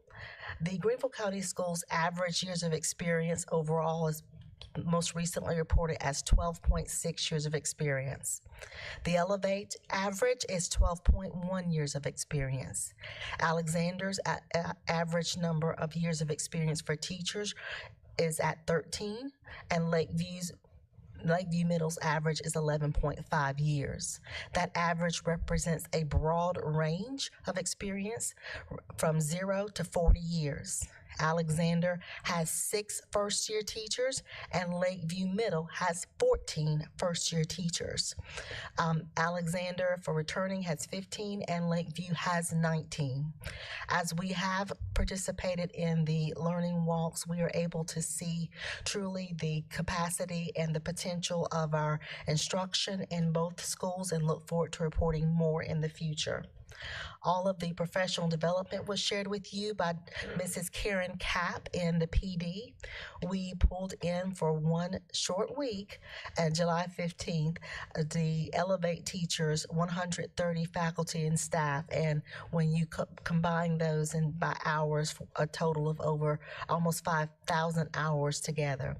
That week, we focus on our student-centered community, building on the promise of every student, the resources and supports for students, as well as looking at achievement and well-being. The professional development provided included work with PEP, and other community resources, community teams to provide for our teachers the support they needed to get started. We are still in the earliest month, one full month of school now, and we are looking forward to continuing the great things. Do we have any questions about Elevate or Turnaround Schools? Thank you so much, Dr. McDavid. I'll take questions. I believe my first is Ms. Middleton. Thank you. I enjoy looking at the data. Tell me I'm reading this wrong, though. When we say these are passing scores for, I don't know, let's just look at Berea High School. Yes. For 2023, 2024, that's a quarter of the year? Or? This represents the entire year. Earlier, we looked at the predictive assessments for each semester.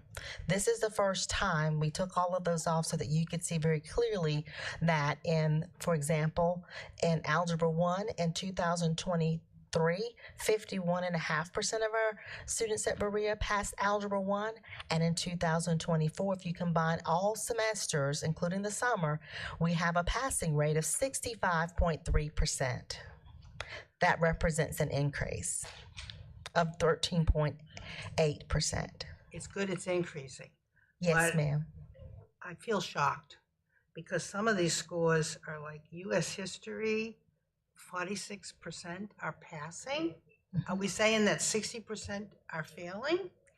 Ms. Middleton, thank you. We are looking at, and this is not in the context of our all district or our all state scores. This afternoon in the presentation shared by Dr. McCreary, we will look at the scores of passing rates of all EOCs in the state along with our district average, and you will see in that presentation how our turnaround schools compared to the district and the state. We do anticipate and hope to have, as the state set its goal at 75% passing in all of our areas, we do anticipate and celebrate when there are more, but the trend in U.S. history, and Mr. McCoy may want to share with this, the trend in U.S. history statewide was different, and the trends in different subject areas are different based on the change in our school and our standards. Sorry, that is Ms. Middleton. U.S. history continues to be the lowest performing EOC in the state. That's true for Greenville. Greenville currently ranks 14th in the state for our U.S. history scores, but overall the state itself, that is the lowest EOC score. So again, whether that's indicative of the test they've created or the state, whatever reason that is, historically for the last probably 6 years, the state has struggled in the U.S. history scores. That surprises me because their ELA scores are better. But yet U.S. history, I guess I could understand if it was algebra or something, geometry or something, but it's just reading. It's a really hard It test. is a very, it's a very difficult test. And it has been traditionally. That's why traditionally it's been, biology for a while in U.S. history went back and forth. The lowest biology now has shot up significantly. U.S. history continues to lag behind. So these are tests that are prepared by the state. That's right. So I feel that they're unrealistic because we're looking at scores that are just so confusing to me. I mean, like we have more people failing than passing in some of these things. I must be reading it wrong. It's Am I not. reading it wrong? No, you're not reading it wrong. These are the college and career ready standards that they are assessing again. So yes, you're not reading it wrong. Those scores you see up there are just for, obviously, those particular schools that Dr. McDavid's talking about. Today, this afternoon, we're going to give you the district averages and by school, so you can kind of see where these schools fall in relation to the rest of the schools' scores. These scores will be a little lower because these schools are sitting, as Dr. Royster mentioned, because they're in some underperforming school status, they are sitting towards the bottom of our high schools, for example, in this case, high schools list. Now, they are making improvements, big improvements, actually. For example, in that one particular school that you're looking at, the only place where there are more people failing than passing would be in U.S. history. The other thing that's important to remember Well, in about biology. they got a And 71% pass rate. I was just okay. I'm looking at Carolina High School. Oh, I'm looking at Berea. Well, let me go. Yeah, Berea's great. like the best. Okay. Berea's one of the good. things that's important to remember in every one of those, and it may even be more pointed in U.S. history, there are more standards than a teacher of average or better ability can teach in 1 year. So they have to select standards. You heard Jeff talk earlier about power standards. Those being those standards that are probably more fundamental to others. If you know them, you increase your likelihood of doing well with the other standards. But there are more standards than there is time in which to teach them. There is no assurance that the standards you teach in your classroom will be on the test. We would not allow a teacher to give a final exam on material they didn't cover if it was a school level exam. That's not the construct of this. One might almost imagine that it was designed to make it difficult to score an appropriate score. I'm not sure what testing system you'd set up where you're not real clear this is what's going to be on the test and this is what we're going to teach during the year and that's what we're going to test on at the end of the year. But that's the way the system's set up. The other point about U.S. history, I'm trying to think of the best way to phrase this. There's not been significant change in algebra, biology, or English 2 in how many years, Jeff? Well, English 2 is 2 years old because it used to be English 1. Well, but in general, the curriculum you cover, I don't know that it's changed significantly in 50 years. Oh, the content, well, yeah. The content. Yes. All right, what's changed in 50 years in U.S. history? 50 years. We still teach U.S. history the same number of hours we taught U.S. history when the oldest person in this room, I'm not going to point to anybody, probably me, when the oldest person in this room took U.S. history. Yet we're testing all of that expanse of U.S. history. I truly believe that's one of the issues with U.S. history. It probably has a greater gap in what is believed to be important in U.S. history and the time in which you have available to teach those things. Now, I don't know that for a fact, but it's interesting that has always been in our state the lowest performing score, I think, every year since they began the EOCs. Yeah. We've actually always done pretty well. I mean, now pretty well being pretty well in comparison to what everybody else has done. But if you go back to the beginning of the EOC, I'm not sure you'd find a year when that wasn't the lowest score statewide. It's just very problematic. And to me, trying to teach all of U.S. history in one class, when I say 1 year, because we're on a semester block, this now 1 semester, but it's the equivalent of a year-long, hour-long course. That's too much to try to teach in 1 year for students to get a full study of what they need to understand about U.S. history. To Dr. Ritzer's point, even our colleges, our kids that take this for dual credit, it's 2 years. They do up to 18 something and then 18 something, 1850 and beyond or something like that. But it's broken up into 2 full years for college level. Which we would be better served if the state of South Carolina would change the requirement to require 2 years, 2 courses of U.S. history, exactly the way Jeff described, which generally speaking, the cutoff's like up to 1870 and like 1870 and beyond. We would be far better served to do that. We actually did that years ago when I was a high school principal. Back in the days when there was tech prep and college prep, the only college prep U.S. history we offered was broken out exactly like that. And it provided adequate time, but you couldn't require a student to take it that way because the state requirement is 1 unit. But if you wanted the CP credit, now if you want dual credit, it's broken out that way. Well, all of our students ought to be taking 2 classes in U.S. history. But these percentages, they are an average of all the, like say in the high school, for instance, they are an average of all the like CP and advanced classes, and I mean, they're everybody is in there. It's not just take that U.S. history exam. Everybody and has still to take English too. And still we even some with take the, it in different years. Okay. Good. Correct. Everybody has to take the biology. Everybody has to take the Algebra 1. Now, a lot of our Algebra 1 test takers are at the middle school level. A lot of them. In fact, logically, you would think the Algebra 1 high school scores might be a little lower because our most advanced math students took that as 8th graders. Ms. Milton, for context, it's 50. The state average is 58.8.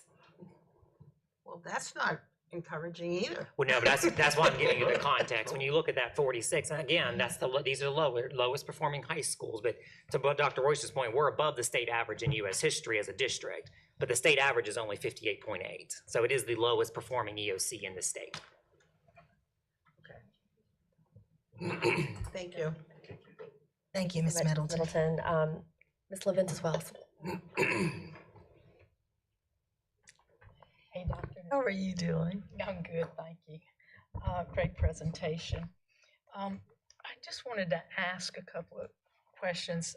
You know, I'm looking at Lakeview, and so the numbers there, explain to me what is not included in these numbers, or what is not going to be included in the numbers we're going to get later. Thank you. So when you look at the numbers for accountability, on the report you're seeing now, that is every student who took the assessment at the end of year at Lakeview. In the example you request, I look at Lakeview's multilingual population, which is over 50%, and we specifically examine the number of multilingual learners who would be in the country, so they're newcomers, in the country less than 24 months. They take the assessment, but for achievement on the accountability metric, which will feed into the report card, and that we'll get later. That you'll get later, and the report card that determines whether they are below average, unsatisfactory, average, good, or excellent. When you look at the accountability model, they have actually exactly 68 students, 68 multilingual learners who have only been in the country less than 2 years, so they would not be included when you see that metric later. So that's going to make a big difference on the outcome. It's going to shift it. Yeah. It's going to shift it. And we also do not include in any of the schools the number of students who were not concurrently enrolled. Some of our schools have a higher transiency rate, and we are in our on-track schools. That's one of the things we look at, the attendance and transiency rates.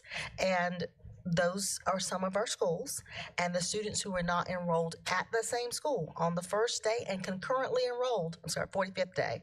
From the 45th day to the first day of testing, they are not included for accountability purposes. And that is also going to make a big difference in the scores. It does. Okay. But now when we report this is what is public. This is what has everything included. Yes. Yeah. Okay, so I get it, and that's I just wanted clarity, because you know how I feel about Lakeview. Yes. And I love that school, and I love Jennifer Couch, and I know she's going to do a great job. But I also know how hard the others worked last year.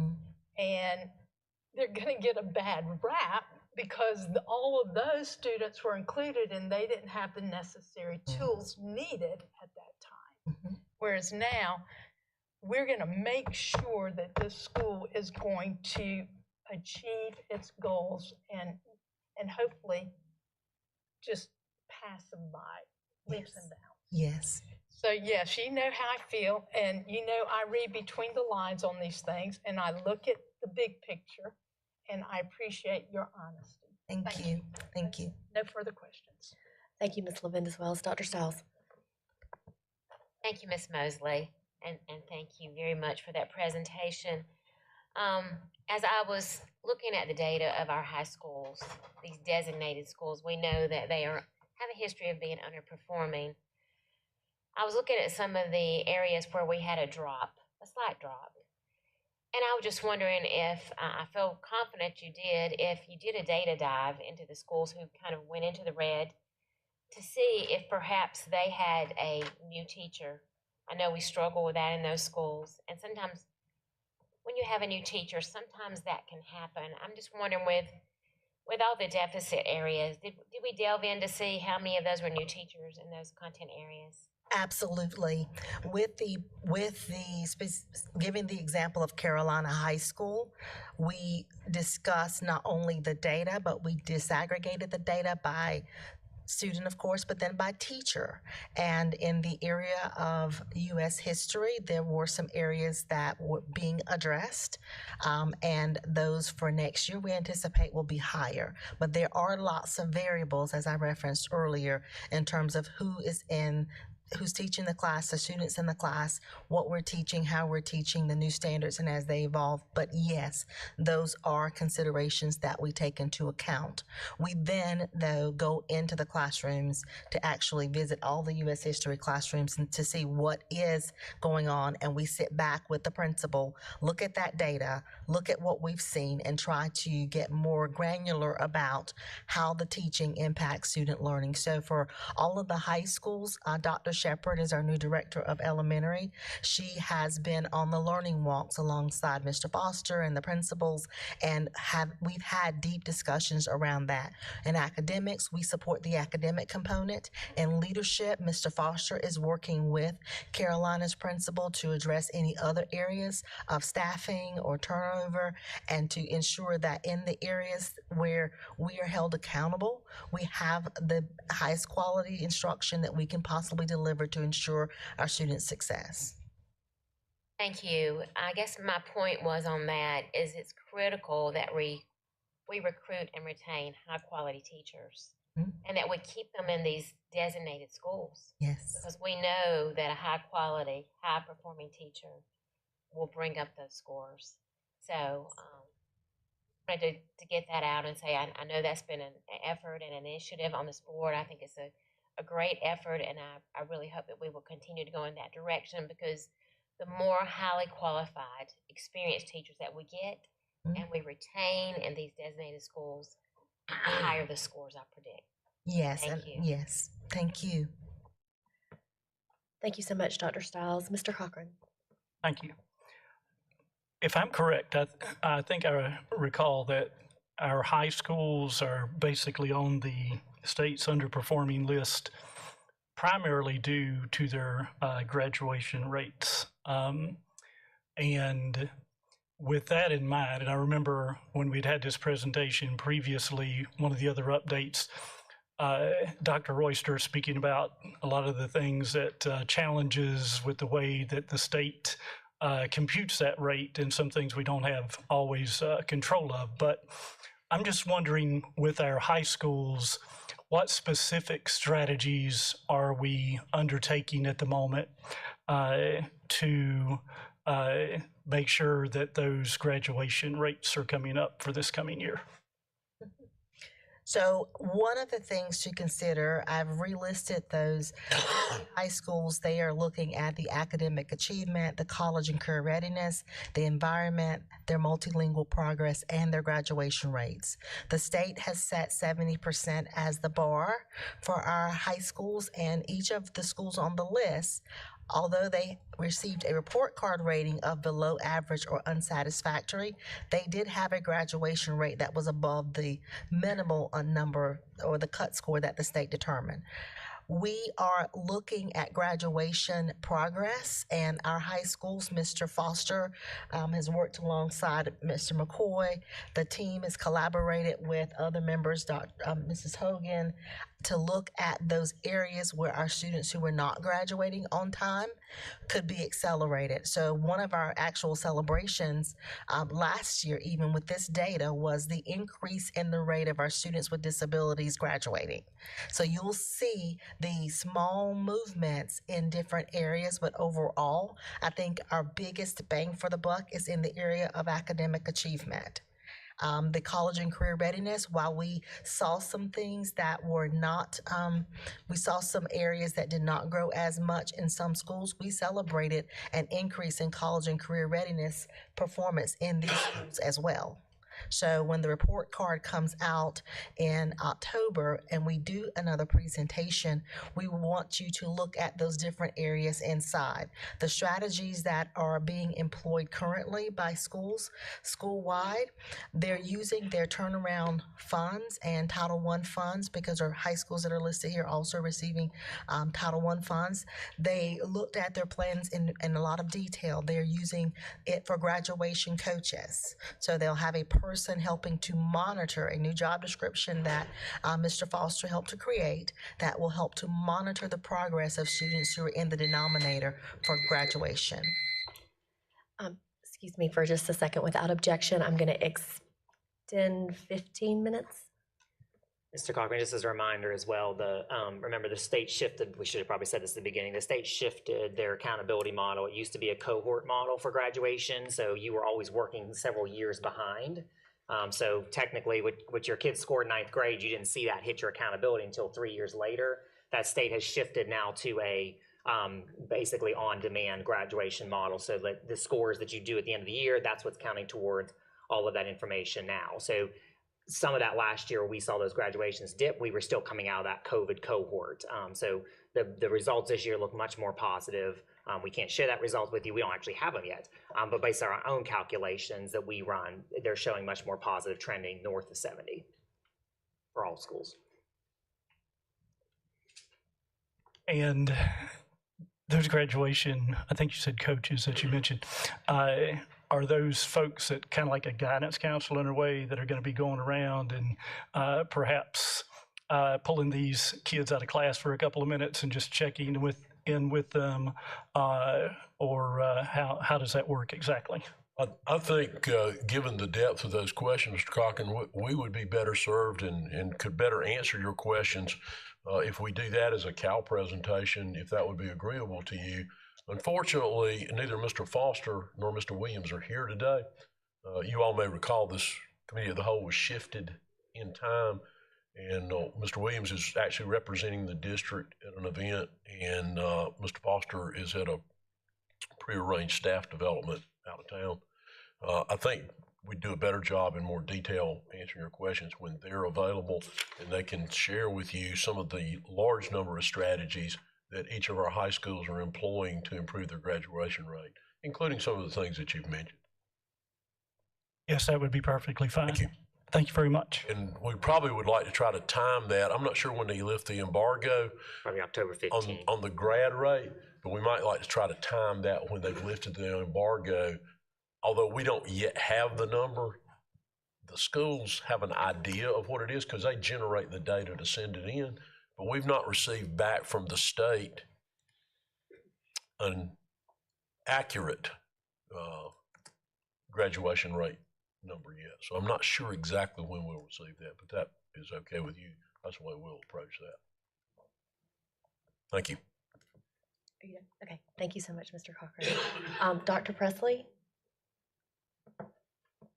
Go back to the U.S. history EOC slide, any of them, but you can do the one with, there you go.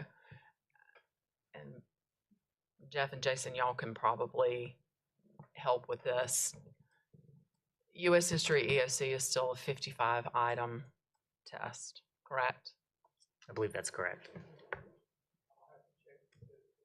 If the blueprint hasn't changed, and so what I'm looking at here is we've got standards 1 through 5 and 10 to 12 items from each of those huge standards. One standard could be modernism and inventionism, correct? What conversation at the state level is being had regarding the adjustment or an augmentation of an improvement to that 55 item trivia quiz that we subject our students and teachers to yearly? This is owned by the State Department of Education. It always has been. And I agree with Superintendent Royster, when we hold a teacher accountable for running like a bat out of you-know-where through the span of U.S. history to hit 55 items, if they're lucky, we're going to look at results like this. So my question is, what type of pressure are our districts putting on the state to adjust this to truly be reflective of critical thinking? And then I've got some DOK questions. So I know the state last 2 years, not this year, but the prior 2 years, we've had conversations at those state meetings that they hold. So we have a specialist for for history or for social studies that would go. So I know the state and the specialists from around the state, whoever they are, or the people like me in smaller districts, have had those conversations at those roundtable meetings. Just about to your point, just about it's really not in line with the rest of the tests. I mean, the rest of the tests are more teaching what I would call critical thinking that would hit that DOK 2 and 3, 2/3 of the test, versus I would argue that the U.S. history is not quite reaching that bar.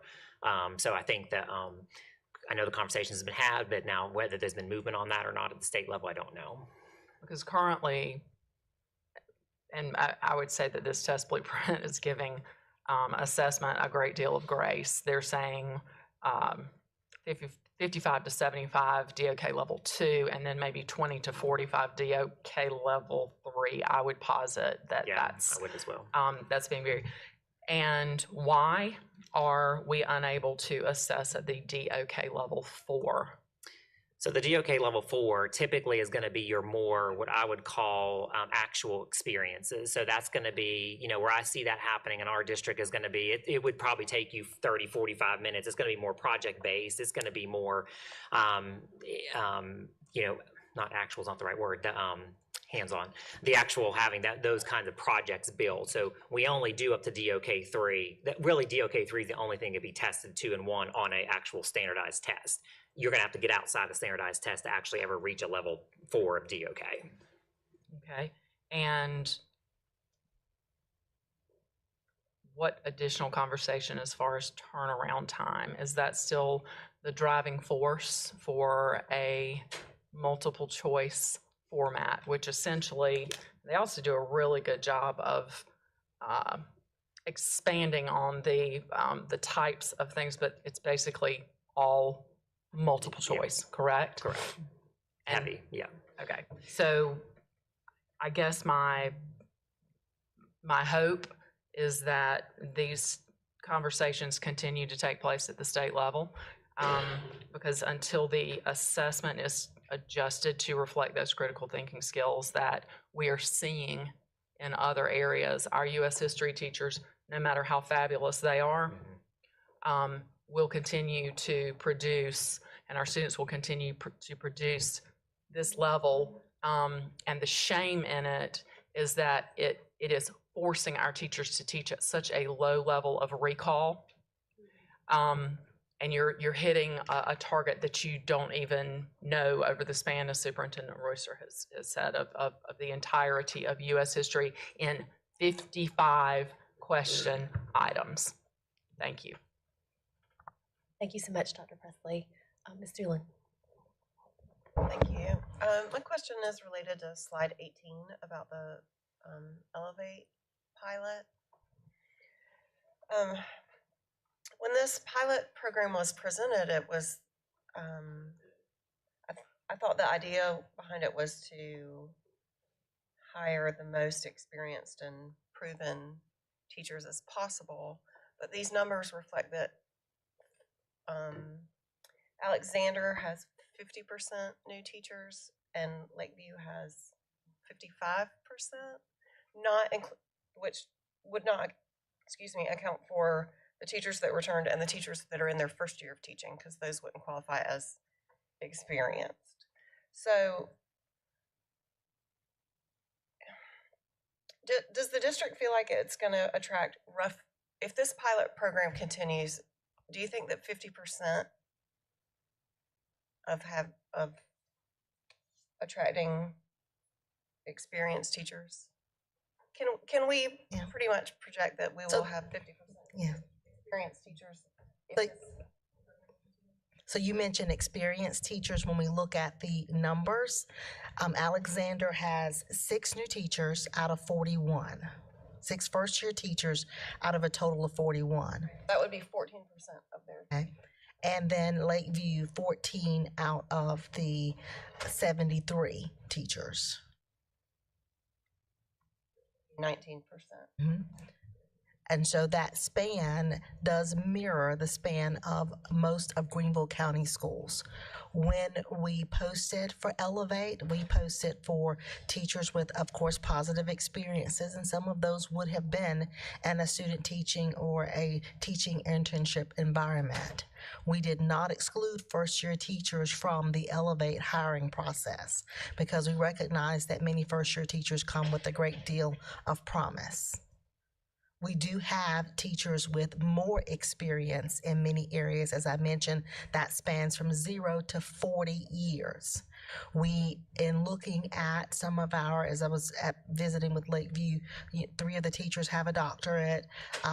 A few of the teachers have over 30 years of experience. So we were able to recruit teachers back into the classroom who had either retired from a successful teaching career or came from other states. So we did not, when we say high quality teachers or the best teachers and the best fit with the heart for Elevate, we did not exclude anyone on the basis of the years of experience, and the ones that were selected we feel are very, very much so a great fit for Elevate.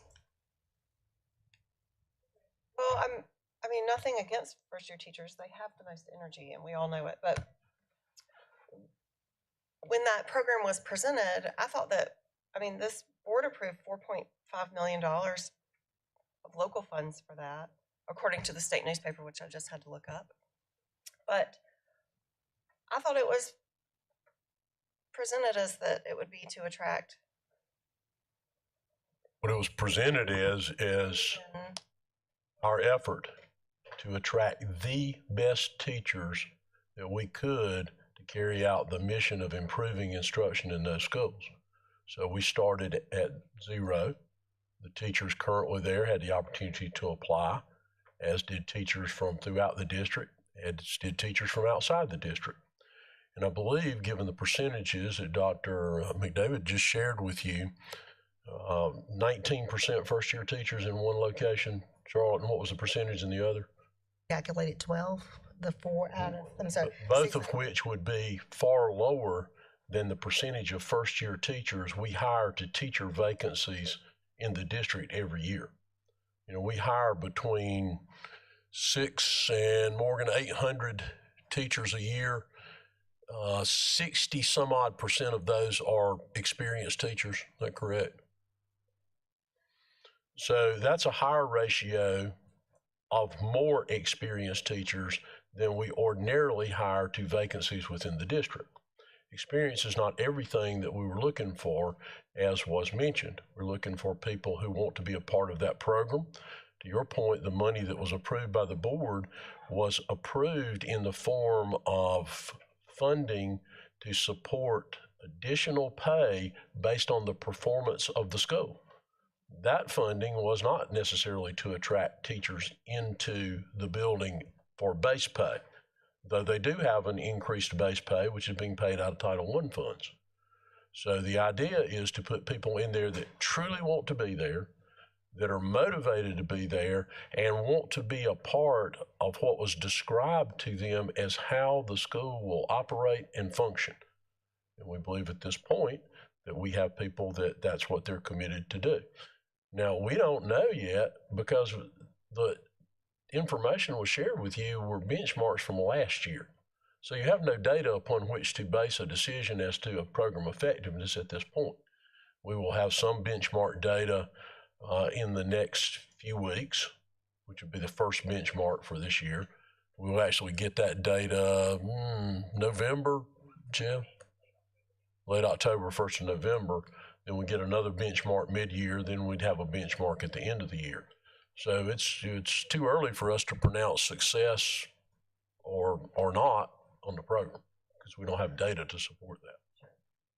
I just really wondered if aiming for roughly 50% new teachers is what the district had in mind, or if that's probably what we could expect going forward, to hire 50%, roughly half of the staff there came from somewhere else. I don't believe that's correct, that we hired 50% first-year teachers. Is that what you're saying? Experienced teachers new to that school. Yes, that was one of the efforts, was to try to attract experienced teachers into the school from other schools and from outside the district. At the same time, we also attracted first-year teachers into the program. Thank you. Mm-hmm. Thank you. Thank you, Ms. Stewart. Any other questions before I ask my own? One more question. So, of these new teachers that we've hired, how many are still there? All of them. Okay. Because, you know, one of the problems in the past were they didn't make it past a week or 10 days, and then they left us hanging. So all of them are still there. Yes, ma'am. Every new hire that we put in those schools are still there. Absolutely. I'm going to go to Lakeview and I'm going to say, all of y'all are still here, and they're going to say yes. Okay? Yes, all right, thank you. No further questions. Thank you so much. I just have one question. I know we've been talking about U.S. history, but can we talk about biology for just a second? Oh, okay. Without objection, I will extend 5 minutes because I just have this one question. I want to give credit where credit's due. We have a almost 20% increase at Berea. Carolina is almost 12%, and look at Southside, 25% increase in biology. So kudos to those teachers, but and the students, obviously. Did the EOC test change? I mean, I know biology was a hard one. Yeah. Not as historically difficult as U.S. history, but yeah. I just think those are some good numbers we put up for biology. They were good numbers. Greenville had a very good year, I believe, if I remember. Well, I have it sitting here. For biology, we actually ended up ranking number 6 in the state on biology. So we moved up almost 15 ranks, I think it was, in the state. So I know that was a heavy focus. Dr. Royster met with the principals last year to go over the EOC results and where we weren't performing, and to, encourage, some better scores across the board. But the biology piece, I know the principals invested a lot of time and energy, and we invested a lot of PD last year into, if you remember, those standards changed a couple of years ago. That's what I was asking. I was trying to remember when that happened. It was a big change. I don't think a lot of our teachers just shifted to that new change because a whole different approach to teaching biology. And so I think the scores last year were a little sobering on where we weren't performing, particularly in comparison to other districts. So I think that motivated some. We made some changes in teaching and who's teaching biology and those types of things. But the principals really did double down on their, oversight, if you will, on the biology course and the curriculum. Okay, so this is just an effort across the board. Yeah. With teaching changes, maybe some professional development. Yeah. Okay. I think changing to the new strand of standards. Okay. In that presentation where Jeff mentioned it too, it's like one sentence in there. If a school is moving in the wrong direction, or it's not moving out of the direction it's in, then they get the opportunity to come up and talk to me about where they are, why they're there, what they believe the factors are that cause them to be there, what do they propose to do about it, what assistance do they need to have to do that. with the idea you don't need to come back and let's have the same discussion again. So Jeff talked about some of the things that they do. And some of these, and it's particularly true, the smaller the school, they can have a teacher. For example, in one of them, they lost a teacher. Could not find a suitable, qualified replacement. And you can tell it affected their scores. Again, the smaller you are, the fewer people you've got teaching those EOC courses. So that's extremely important. Of course, there's also a strategy behind, making sure who you put in those courses at the outset. But sometimes there are things that happen that are beyond their control. And one of those is you lose somebody that was well qualified, knew the subject matter, and if you lose them during the course of a year, we are now hard pressed to find qualified people. We're very fortunate we started the year with a certified teacher in every place. Things happen during the year. Well, you all know there's 6,000 teachers. Things happen during the course of the year. We may lose some number of those teachers. Things beyond their control. And so that's a challenge, and it's more challenging the smaller you are. Well, I just wanted to state for the record, I'm impressed with the growth that we've had in biology in particular, because, the reason we're talking about these schools is underperforming in several areas, but it looks like we have really made some gains in that, and so we must be doing something better and something right. Well, I think one of the things that's common across all of those principals, they want to do better, committed to doing better, and they are looking for ways to do better and looking for what support they need to have to do so. I think you also see that, Ms. Mosley, when you look at Algebra 1 also, when you look at the district scores in a little bit, Algebra 1 also had a very good year, so both Algebra 1 and biology. Well, I am looking forward to seeing that, so thank you so much. Does anybody else have any questions before we move on? Thank you so much, Dr. McDavid. This has been a lot of good information. All right, ladies and gentlemen, we are going to move to our final agenda item in instruction, and this is going to be the dyslexia in South Carolina public school setting. Ms. Doolin has brought this before the board. Thank you so much, Ms. Doolin. I think a lot of us are very excited about hearing, and it looks like I'm turning this over. Who am I turning this over to? Ms. Mosley, Ms. Hogan and Dr. Mullis will address that there. As you mentioned, Ms. Doolin brought forth a series of questions directly related to dyslexia. So they will share with you really the approach to that in South Carolina, but more specifically in Greenville County schools. Thank you so much, Ms. Hogan. Whenever Ms. Fitzer gets through down there, I think they found an error in there and corrected it, so they have to load it again.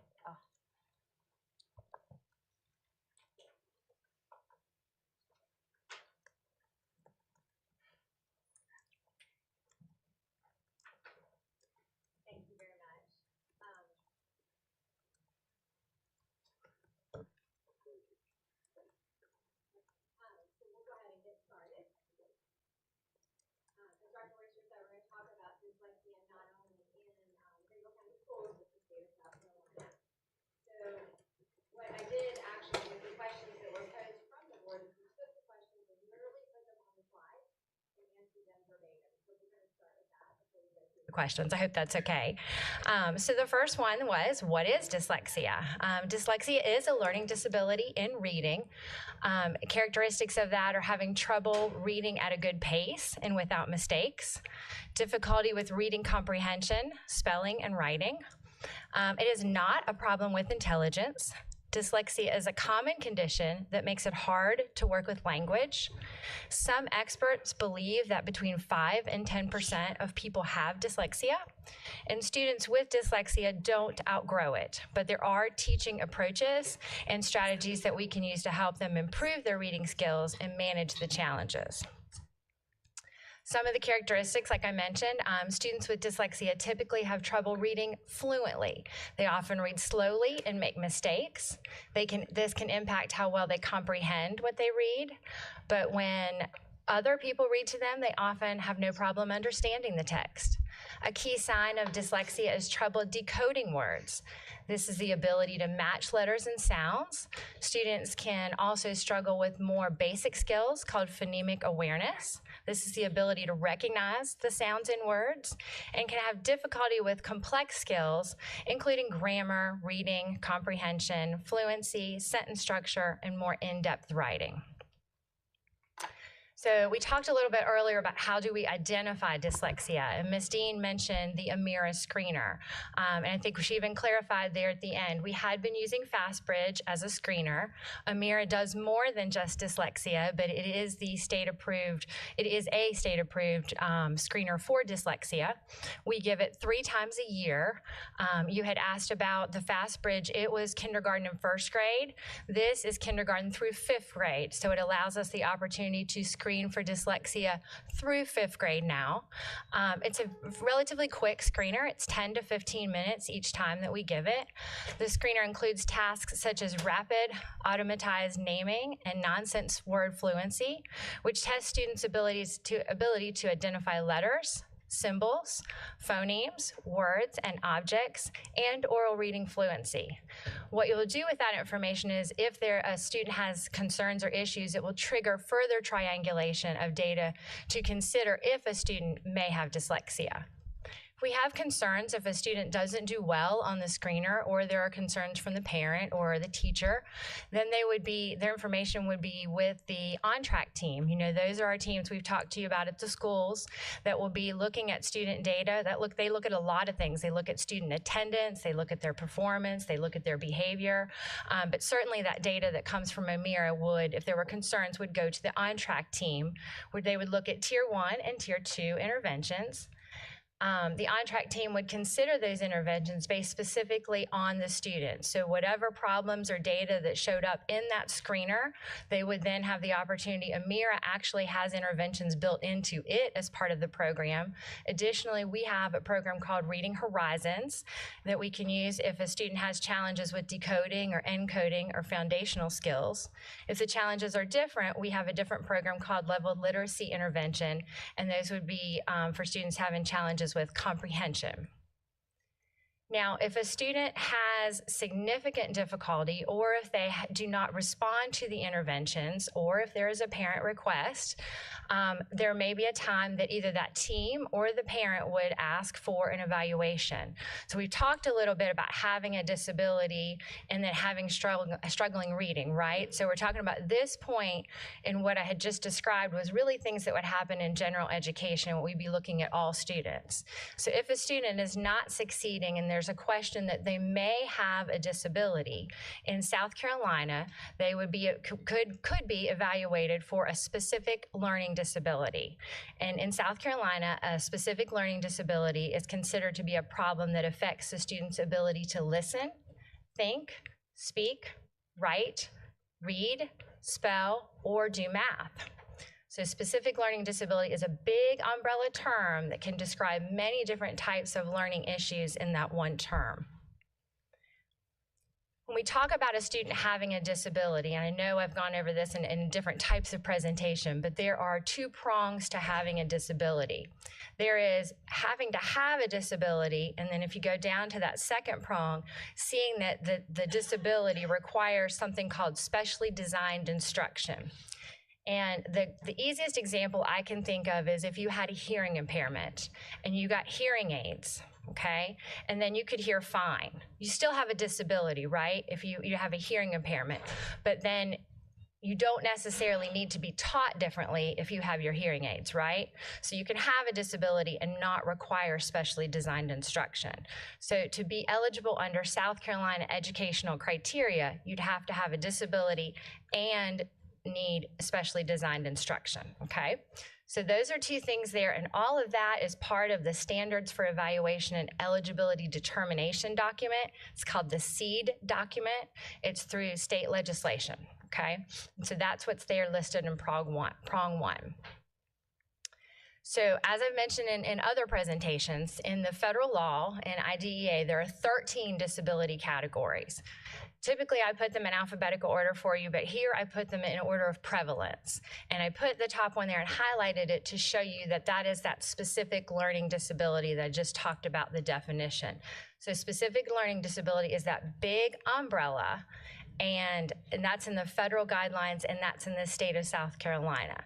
So you see the 13 categories, and dyslexia falls in that top category, okay? In my greatest example, that easiest example I can think of, if I said you were to have an infection, then there's a lot of types of infection that fit in that category. It's a big umbrella word.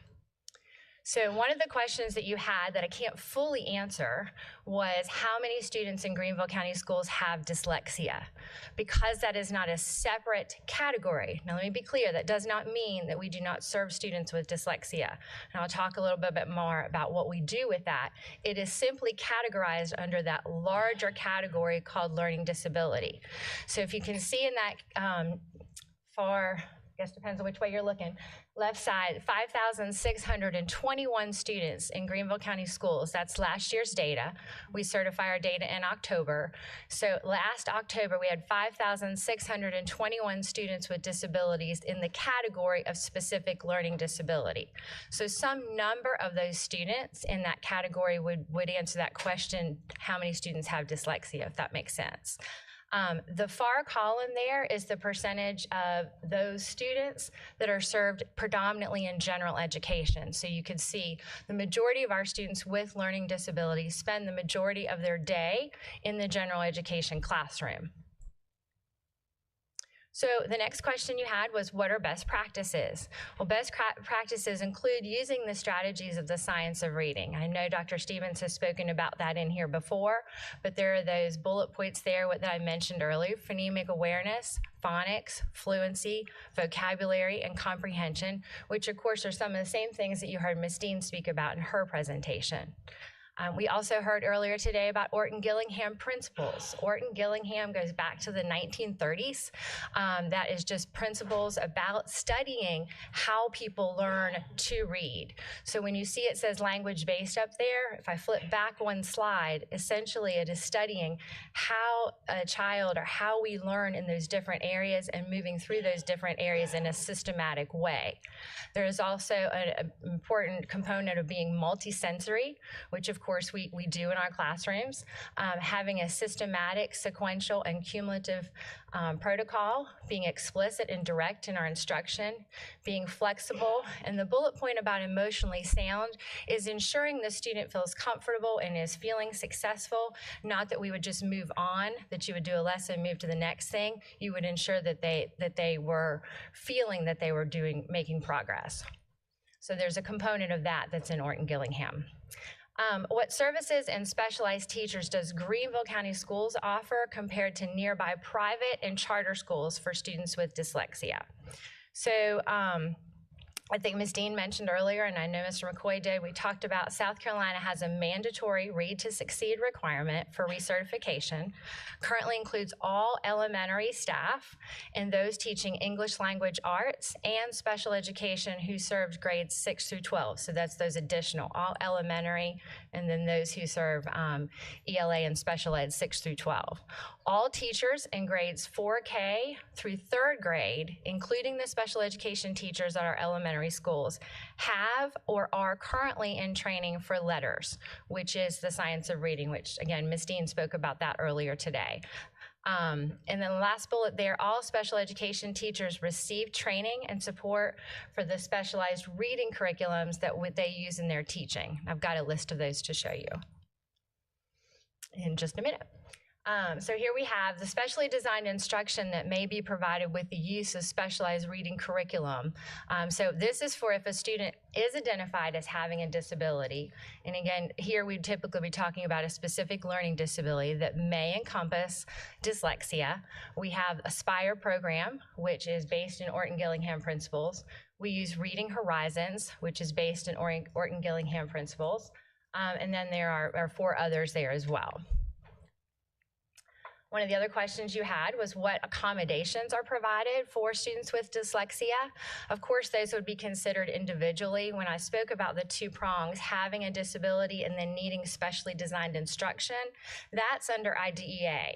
There are students that may have a disability but only need accommodations to access their education. They may have a 504 plan. So if that were the case, you could have accommodations in a 504 plan or accommodations in an IEP. And we've listed some of those there for you. I will say that I do think technology and our advances in technology has been a game changer for people who have dyslexia. There's a whole lot of resources out there. I don't know if you personally talk to text, but you can also have that text talk back to you, right? So there's certainly things are a lot of people are using them even if they do not have a reading disability. You had asked about the components of local private and charter programs focusing on dyslexia in the area. There are essentially what we're aware of is 2 private schools in the upstate that focus on dyslexia, 2 in Greenville, and a charter school that is nearby that is part of their mission that they focus on dyslexia. So the next couple of slides have given you what information that we could get. We did reach out to them and we did take information off of their website, but you'll see here what we have. As someone mentioned earlier, private school is very expensive. It can cost up to $27,000 a year to go to the local private school. What you would see in that kind of situation would be a lot of one-on-one instruction or 2-to-1 remediation. You would see that daily. All subjects being Orton-Gillingham principles in all classrooms. A focus on students knowing their own individual learning style and then using advocacy skills to accommodate. All subjects taught sequentially with new skills mixed with a spiral review of the previously learned material. Because again, they're focusing just on students with dyslexia. That's what their main focus is. So all of the people would be working towards that. And they serve students 1st grade through 8th grade. There are, that last bullet there, when I say limited opportunities for electives and exposure, I mean that just they're not as large. So the opportunities for electives that they offer versus what we offer in our county system would be very different, or our large high schools or our large, elementary and middle schools, but also exposure to different people because they would be focusing on one particular area. Some programs have every teacher trained in Orton-Gillingham principles, and some programs have every teacher certified in Orton-Gillingham principles. Every student receives small group supports. That was consistent. One program does use Spire curriculum for reading. That is the one that I mentioned we use. They also use that. To see how they compare to us, which was part of the question, that's a little bit more challenging to do because the charter school information is the only one that we could compare. The private school would be self-reporting. The charter school, and it's below, I had to look again. Below average was their last report card rating. And for the private schools, one, we did not get a response. For the other one, they reported 90% graduation rate. Now remember, their students would not go to high school with them. So we really have to go on what they have reported to us.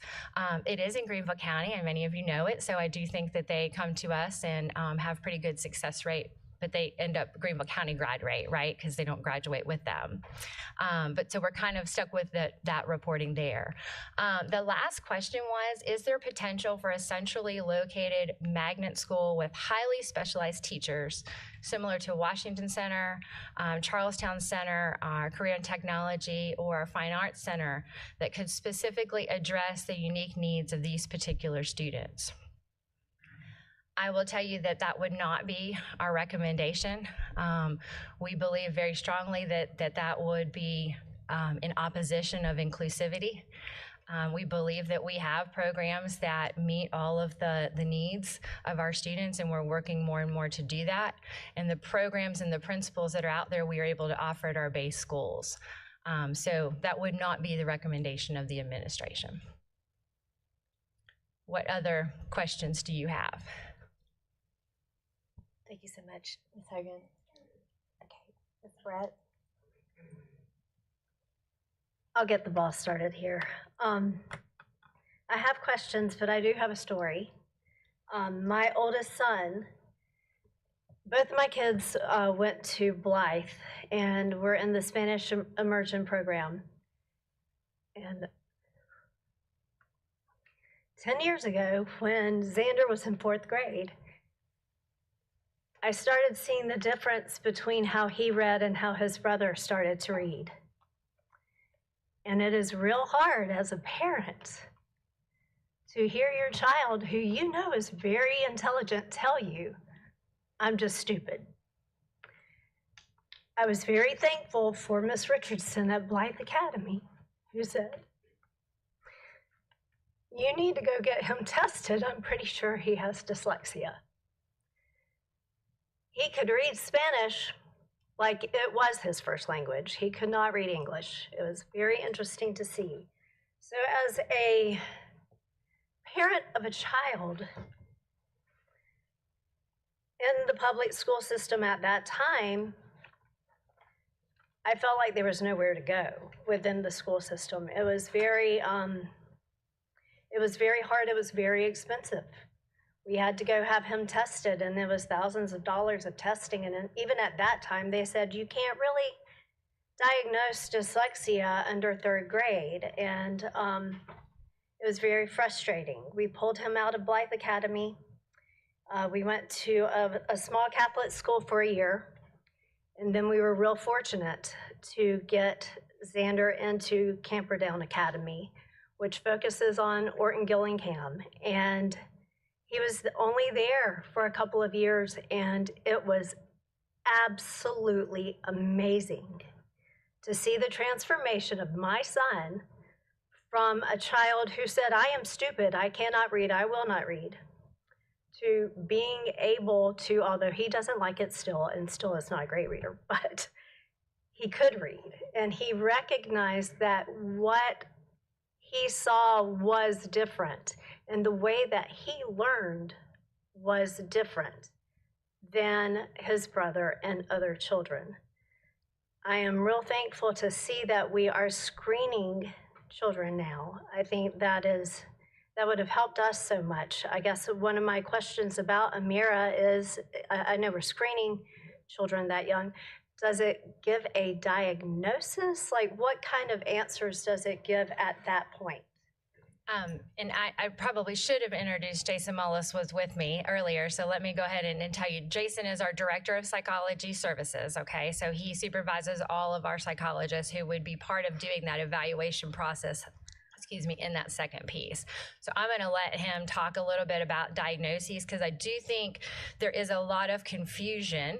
And you saw, like, if there's not a state label for dyslexia, it does appear to people that we don't test for that, right? And that we're not doing that, or we're not looking at that because it's not that piece. But we absolutely, and Jason can speak to his efforts specifically, are really working with our school psychologists to say, make sure you do communicate those things, because there's a difference in what's happening sometimes in the private world and what the requirements are educationally, if that makes sense. But I will let him speak more to your question about diagnoses, okay? And first, what a story. I know that you are a parent, like many parents, of finding a roadblock in education and trying to figure out the best you can on what to do. And when I'll start with the dyslexia diagnosis, okay? Because if you look at history, there was a time, and I've been around a while, that we would say, oh, we don't use the term dyslexia in the school district and those kinds of things. I want to make it very clear to everybody here, and it's been for several years, but for the past couple years, that you should not be hearing that term, that we do not understand or we don't use the term. We still don't diagnose for dyslexia, because that's what Tracy went through before, as far as federal guidelines. State of South Carolina has chosen to keep specific eligibility for disabilities. Dyslexia falls under specific learning disability. But within that, we should never hide from talking about the term dyslexia. And even more than that, we shouldn't hide from, what does that mean? What is the profile of a student with dyslexia have? Where are those difficulties? Those difficulties at the early ages in phonics and in fluency. We have with Amira, and even before Amira, the screening that we do for all young kids. But that's not enough. And I'll tell you that in the schools that we work with, we are currently working on within that on-track team to taking the data, and if we need to delve deeper and more screenings, we have those too.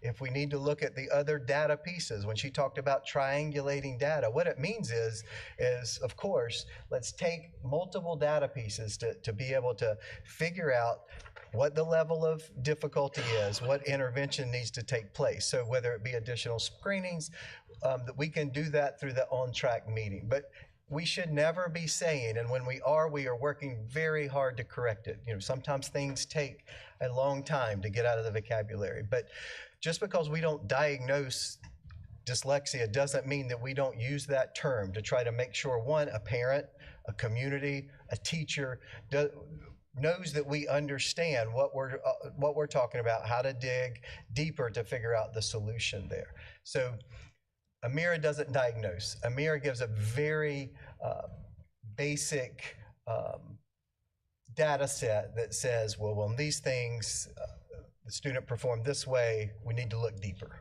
Okay? And then we have many ways already in place that we are using through that on-track process to try to fine-tune, to figure out which students have that difficulty, putting interventions in a timely manner in place, and not meaning let's wait forever and just see, but coming back to the table, looking at progress monitoring within those interventions and making changes, potentially doing the evaluation piece that she talked about.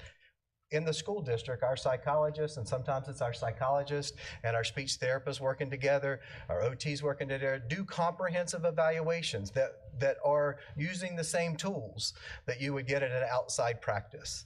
The outside practice at the end might say dyslexia. Ours would be saying a specific learning disability. But what we're working really hard on when those profiles have those characteristics, to even include, without an outside evaluation, the term dyslexia. Again, we're not diagnosing it, but we can say these are the characteristics of.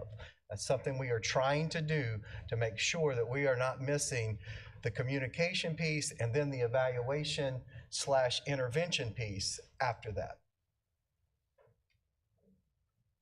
Thank you for that.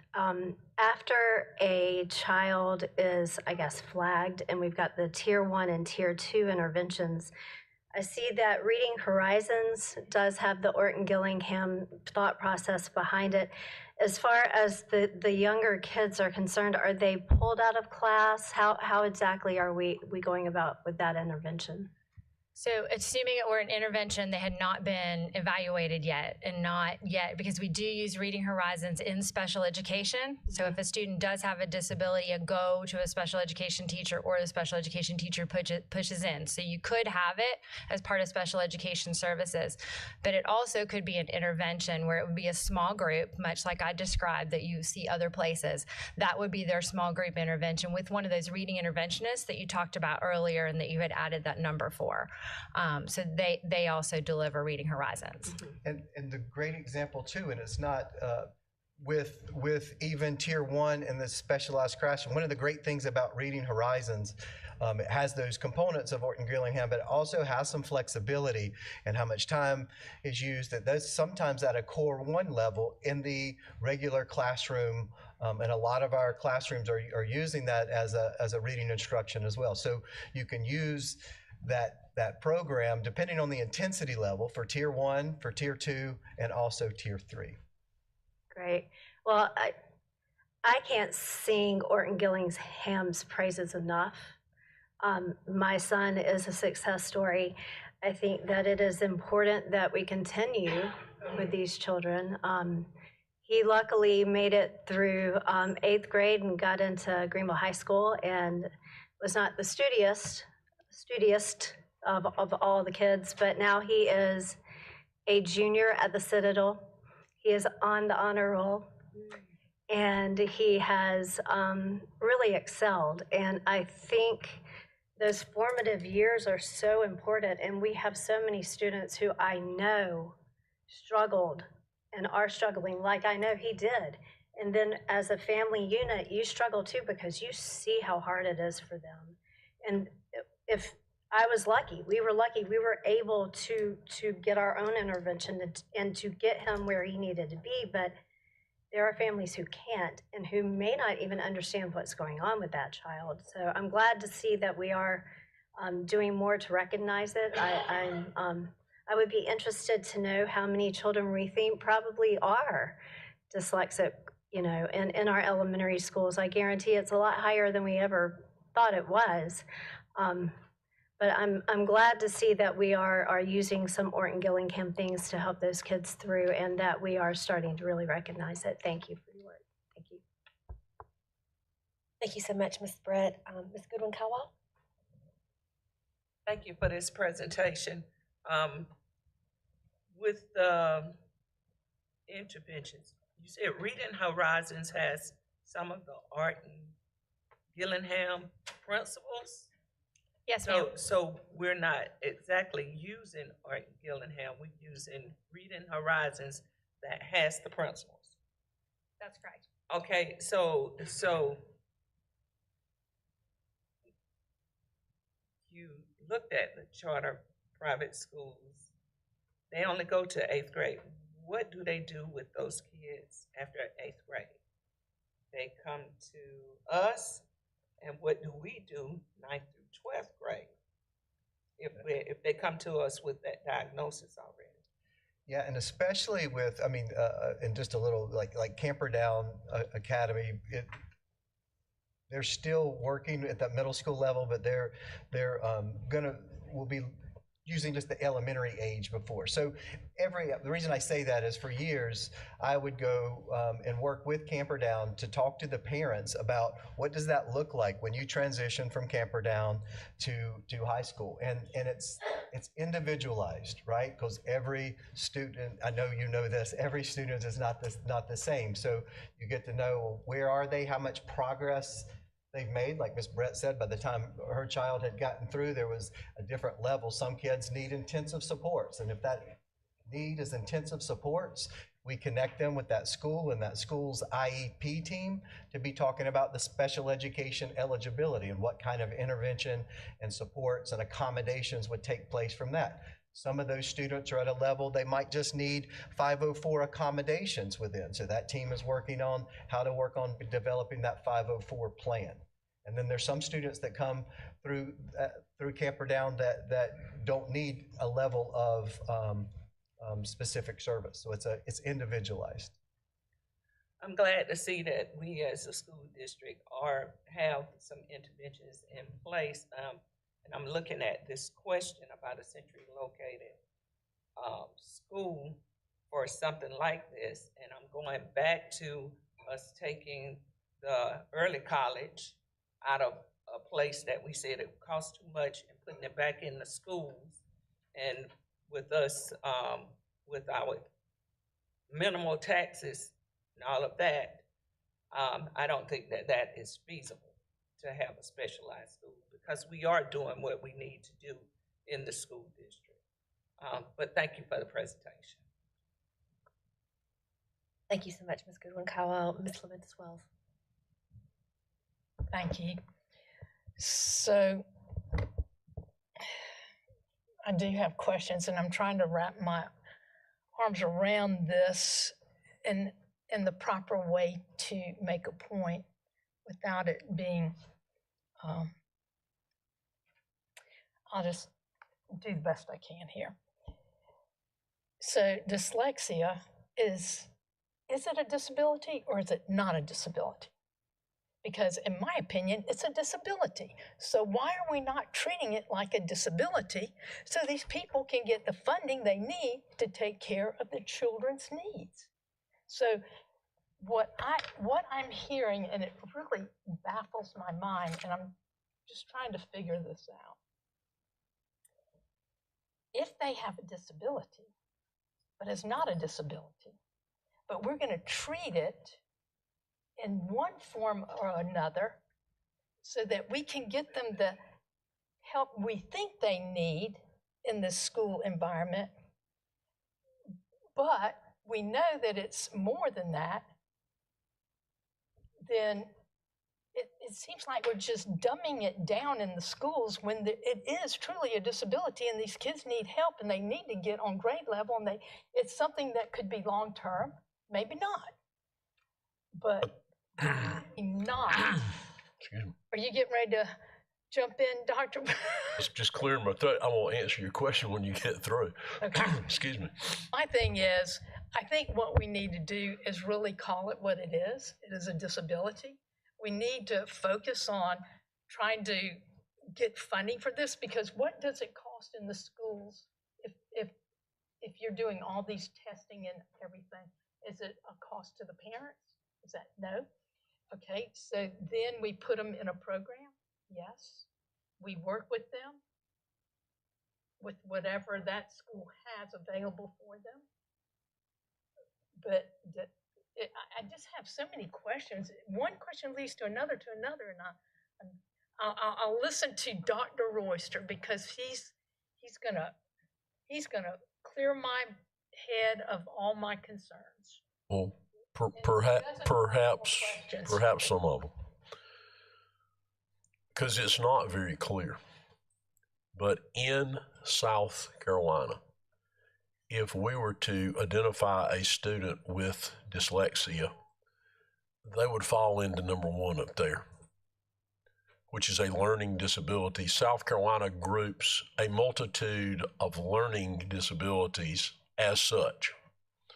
So if you're qualified as being learning disabled in some form or fashion, which is spelled out by the state, here's what qualifies you for that disability, dyslexia being one of them, then there is a weighted pupil unit that attaches to funding for that student, which goes back to how much funding we receive from the state.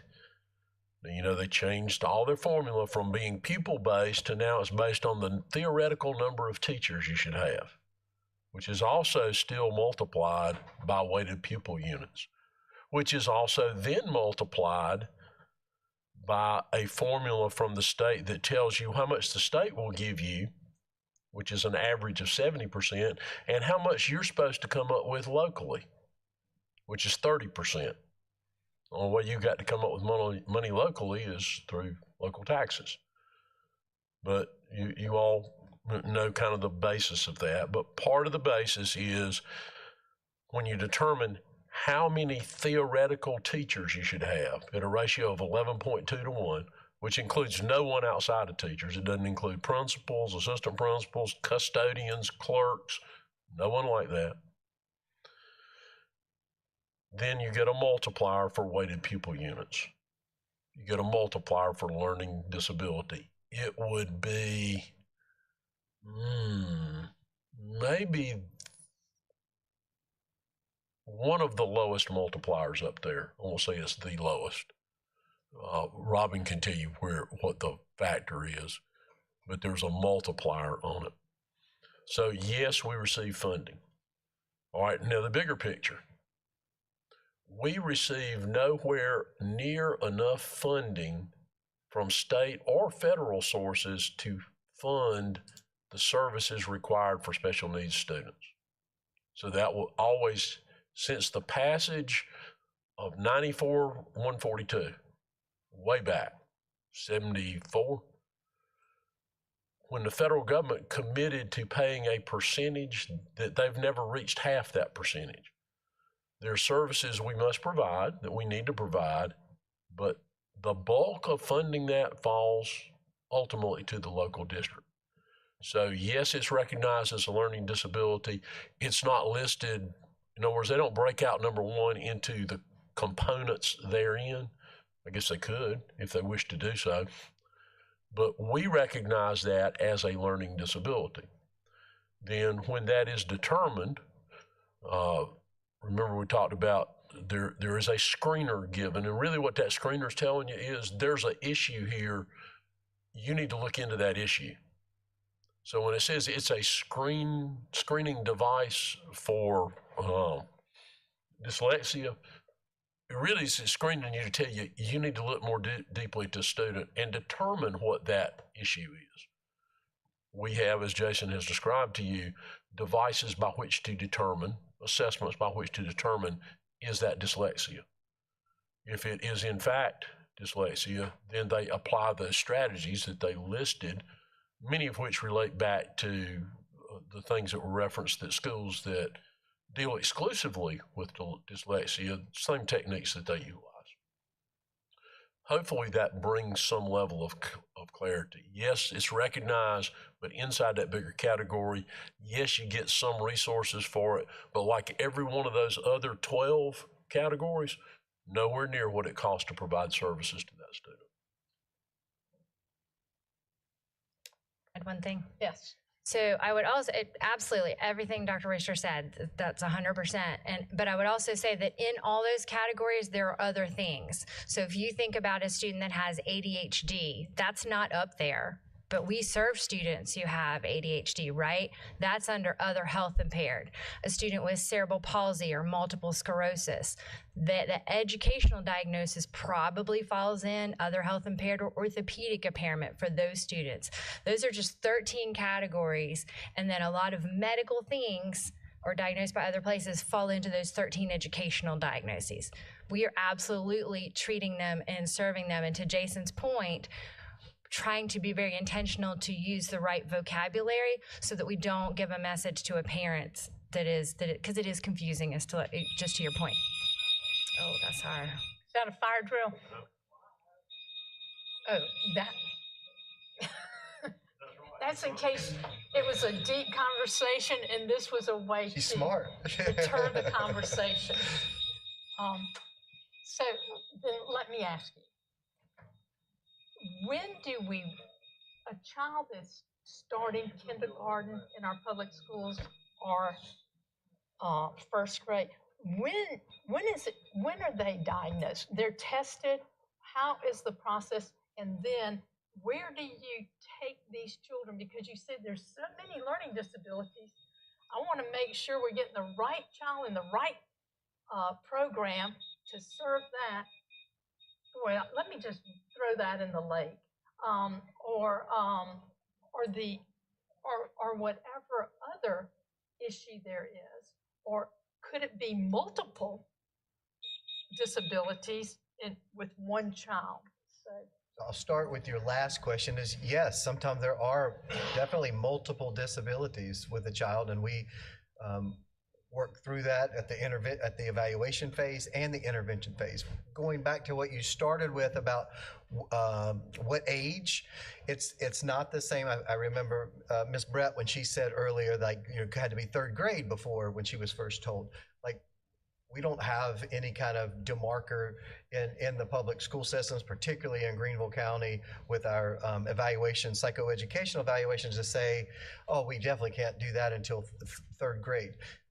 But I think we all would understand, let's take K4 and even K5. We're looking at multiple data points, right? Because you're going to have kids that come into the programs that have all kinds of different kinds of past experiences, right? Some have been getting flashcards for letters and sounds and things, which is fantastic since they were 2. Getting immense with vocabulary and those kinds of things makes a huge difference, right? And then there's some families that don't have that ability to have that. So we want to be careful. We don't start off in K4 or kindergarten and go, ooh, they didn't get their first 3 letters, sounds. Let's put a label on them. Let's put an intervention on them. Or, no, take it back. We do put an intervention in place. Sometimes it might be in the classroom. Try working a little extra 15 minutes on this and give us some data on that. That happens through OnTrack.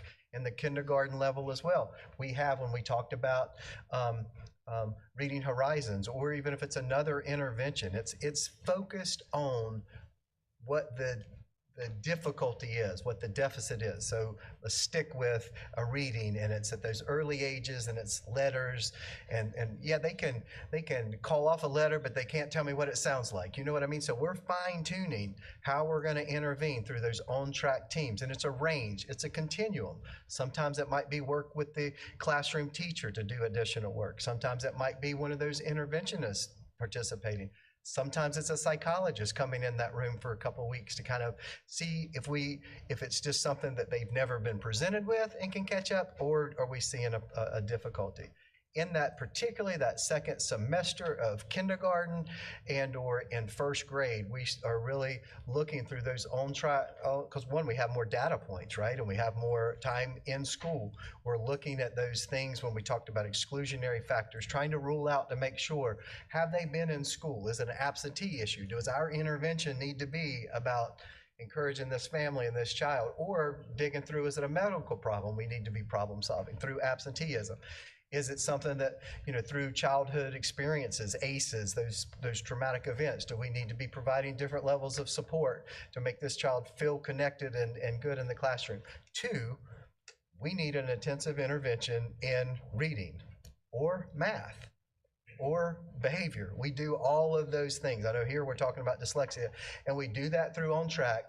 We try to collect good data with that and make the decisions about evaluation. So then we can determine, that's when we determine, is it an eligibility for special education, that top tier of intervention where it's more intensive and other adult is involved in that educational, that specially designed instruction. So it's a continuum, but we start in K4. We start in K4. I think it's really important that we catch it early, so that these children don't get to a point where they feel they're stupid. And I would hate that we dropped the ball and didn't catch it on early in kindergarten, first grade. And sometimes I wonder if our teachers are really aware of what to look for. I'm sure they're taught in college and everything, but sometimes I'm not sure that they might think it's something different. I think that's where things like a mirror and other data points and the principals focused on looking at data has been very helpful over the years. Does that mean that sometimes something isn't missed? No, and that's never okay. And I encourage anybody that's listening or hearing this, if you've got a situation where you're hearing what I'm saying and going, well, that's not, come to the school. Identify it, making sure we're all talking about the same thing, to be able to be on the same page, to be able to address a problem that anybody sees, whether it's a teacher, whether it's a family, or somebody else, to be able to start problem solving. So when this child has dyslexia and they're in school full time, how is this working? I mean, I know parents that can afford it send their children to a full-time, like Camperdown, where they're dealing with it daily, all 8 hours during the school day, and trying to get them understanding and performing and getting ahead of the game. Whereas our students in our public schools, because there's no funding, they're getting just the bare necessities. I'm gonna jump in. I want to be clear. I think when Dr. Royster was talking about the lack of funding from the federal government, that does not mean we are not serving the students. Like, there's not a lack of funding that's causing us not to serve the students. We are serving them at their school, and they have, to his point, when you got to that top tier, okay, you're saying, okay, they qualify for specially designed instruction. The special education teacher, just each one would be individual. The team would make that decision, because just the continuum he described to you is also the same continuum. Once you'd have the diagnosis of dyslexia, the pieces and components of that student's disability is going to be a continuum as well. Those services would then be determined by that team. So if you're asking what it looks like, we have a special education teacher that might very likely pull them into a small group and work with them daily, may push into the classroom, may work with the teacher. But the fact that, especially at elementary, some of those programs that specifically Reading Horizons that we use in special education by the special education teacher and also by the general education teacher has really opened up our opportunities that we work with kids more throughout the day, because you have more than just the special education teacher. You have the interventionists and you have teachers that know those programs as well. So I don't think at all it's bare minimal. I understand kind of where you're coming from, but it's individualized, and for some students that show a significant level of reading disability, of dyslexia, that tier 1 or a tier 2 is not working, that team, through specialized supports, is working very hard to provide the intervention that is needed to make that student be successful. And we're collecting data on all these different levels to look at the progress monitoring data. We have very good interventions in place in the school district on all levels. I think I'm going to do my research over the weekend and come back with questions. How's that? And I'll just email them to you. Of course. Give me a better understanding. Thank you very much. Thank you, Ms. Leventis-Wells. Ms. Doolin? So I've heard from some parents that have said that they requested an evaluation from the district, but the wait list is pretty long. Does it take a long time to get an evaluation? Well, I mean, I'll be careful on the upfront. I won't be able to say, no, it's only 5 days or it's only 10 days. But the process, I'll give a quick process on an evaluation. If a parent is requesting an evaluation, they'll come to their teacher, their principal. Sometimes they go straight to the school psychologist if they happen to know them. And our policy is within a couple of days, we are reaching out to that parent to make sure we understand their request, because you have to know too, sometimes it's very clear they're asking for an evaluation for dyslexia. However, sometimes they're asking because their doctor told them that they need a piece of paper, something from the school to say. So what I'm trying to say is sometimes it's not a full evaluation. So you have to talk to that parent. We immediately schedule, because with everything, when you're working in the public schools with the federal and with the state, there's a process, right? And that first process for an evaluation is called an education evaluation planning meeting. So you have to meet as a team, school administrator, school psychologist, the regular education teacher meeting to talk about, because it's all different. Like, what evaluation piece are you requesting and what is needed? So you're looking at data. So that takes some time to have that meeting, but no, not months. It should not at all take months. It should take a week, 2 weeks. You know what I'm saying? That's to get the players to the table. And from there, when that recommendation, if it's made, that psychologist, that speech therapist, if it's a speech evaluation, whatever evaluation is looking at their calendar to try to schedule that evaluation as soon as possible. And different times of the year, does it take a little longer, just like a doctor's visit or those kinds of things? Yes, but it does not. I would argue that it takes less time in the school district to get your child evaluated than it does to go to a private practice. Well, then why would parents choose to go to a private practice for an evaluation, especially if it's thousands of dollars, like Ms. Brett said? I can't answer for every parent. I think sometimes possibly they don't understand what we can evaluate for. I'm not sure if everybody here heard me say, we give the same test that they're going to give at a private practice into that level. But sometimes parents don't know that, or they want a second opinion. I'm not exactly sure. Well, from the two parents that spoke up in the room that they have a child with dyslexia, both chose to go to a private school. So it's wildly expensive. I didn't realize it's $25,000, but $27,000 per year, I guess. If our schools are meeting the needs of the students, why are those schools so full and so popular and able to charge so much? And then there's the other school in Pickens County. I mean, that's a commute, but they're full as well. You know why parents would choose? I think you're asking us a question we can't answer. You have to direct that question to one of those parents. I think we supplied data about the public school that's dedicated towards that purpose, and you can look up their report card scores and assess that for yourself. Again, that's just a question you have to make. We have parents that make those sorts of choices all the time. We provide those services. We believe we have a group of very dedicated people, well-trained, that are very adept at providing those services. If somebody feels like they are not receiving a service that they need to receive, then we have a process by which to address that. And that's what we would encourage people to do. If they feel like their needs are not being met, we go through the process to address those concerns.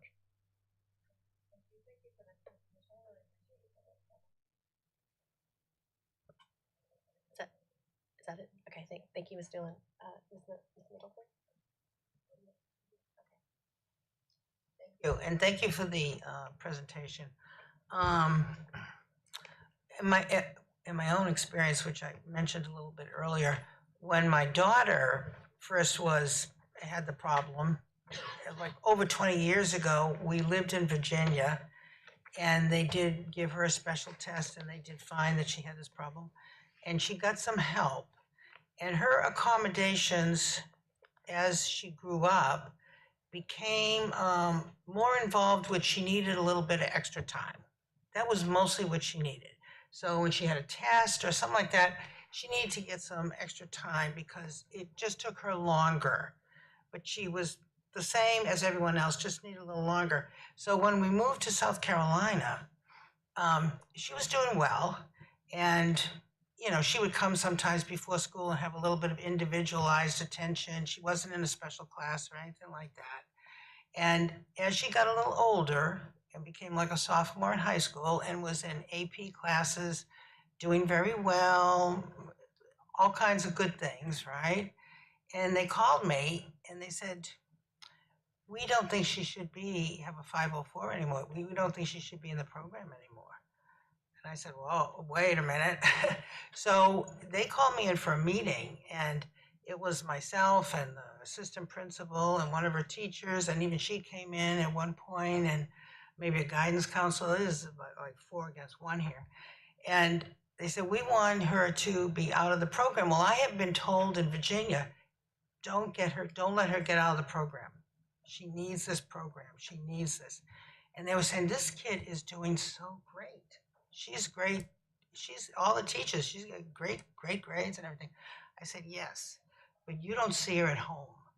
You don't know that she is up till 12, 1, 2 o'clock in the morning sometimes doing book reports because she was just very, conscientious about things like that.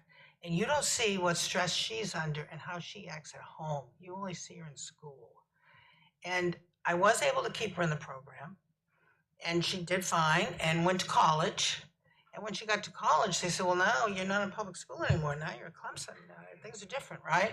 And you're not going to have extra time in test and everything unless you get tested. So she did go and get tested again. And I thought, she's going to pass this test with flying colors. And, and we paid for that and all that. She did not pass that test. She actually did need still those services, even in college. So she went to Clemson, did fabulous, and she still had extra time taking tests. That was all she needed. And even when she went to graduate school, she sometimes was able to carry that over. So I mention that because it's kind of, we were very lucky because it was picked up very early. She was only probably in the 2nd grade or something like that when it was picked up. But I can see how it would be more difficult if it was like an older kid. But to just say that these things there can be a slight hidden component to that even though outwardly the child may seem so successful, inwardly we don't know what else they need. And sometimes we do have to go and do that extra screening and testing. And it might be pretty minor accommodation, but it can make a big, big difference. So that's just my input for these things. Probably a lot of people have these things, and it makes a huge difference. And the earlier the better. Absolutely, the earlier the better, because once they can figure out where they're going with this, they can accommodate and they can get that little, whatever they need, some extra time or some extra, whatever it is, individualized support. So I would just add that in with the parent involvement. Thank you. It's great presentation. Thank you, Ms. Middleton. Ms. Morrison-Fair? I'm curious to know do homeschool parents and parents that go to private schools or religious schools have the opportunity to take advantage of the services in Greenville County that we offer? Through the child find process, which is basically the federal reach out to say, you look for children that have disabilities, for students that have disabilities. In the school setting, we do that through On Track and that sort of thing. But for younger kids and for, you focused on homeschool and private school for sure. We are extremely busy in psychological services and in speech language services, running, probably should think of a different word than clinic, but it's basically clinic. We take in phone calls from families that have either their doctor or they've heard about it through our flyers or those kinds of things, and starting with screeners and then moving toward, when needed, evaluations for, again, if there's a suspect of one of these disabilities. The difference is in the private school and in the homeschool is the interventions that we put in place. We will do that first evaluation and have that meeting and talk about those results of that evaluation.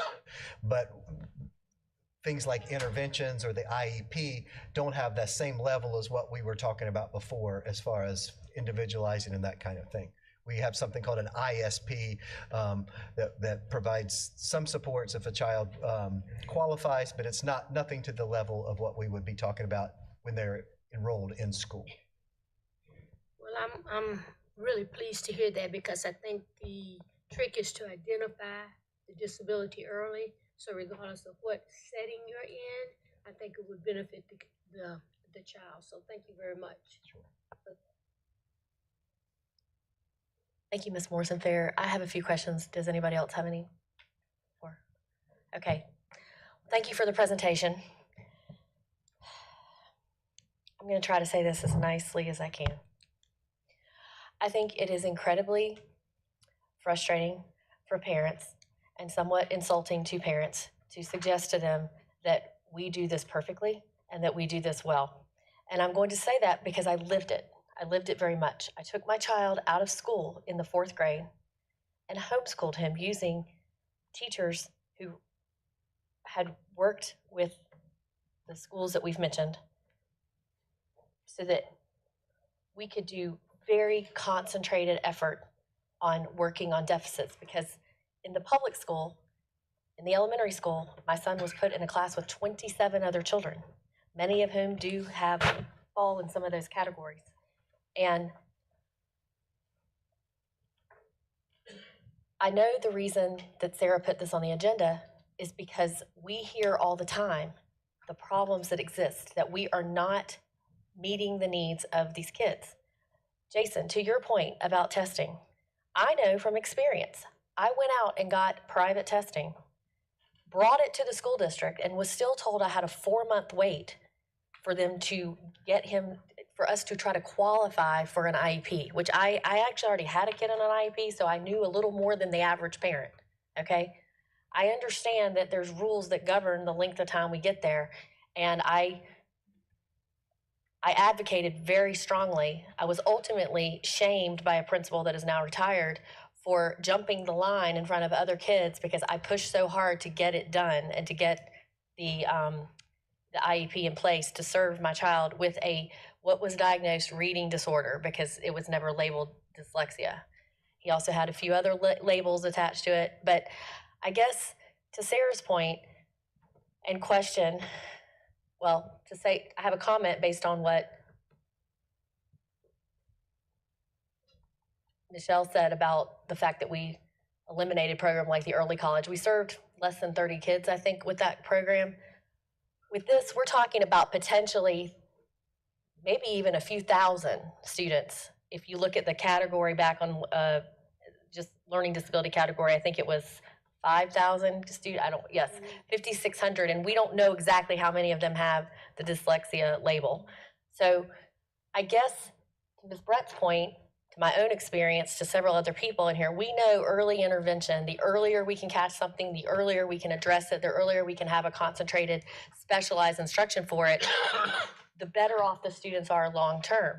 So I hear you when you say that putting together a program somewhere within our district, I hear you when you say that goes against our inclusivity model, and you know I'm a huge inclusion person, and I get that. But I also understand that, sorry, without objection, I'm gonna add 10 minutes, please. I also understand that I've lived it.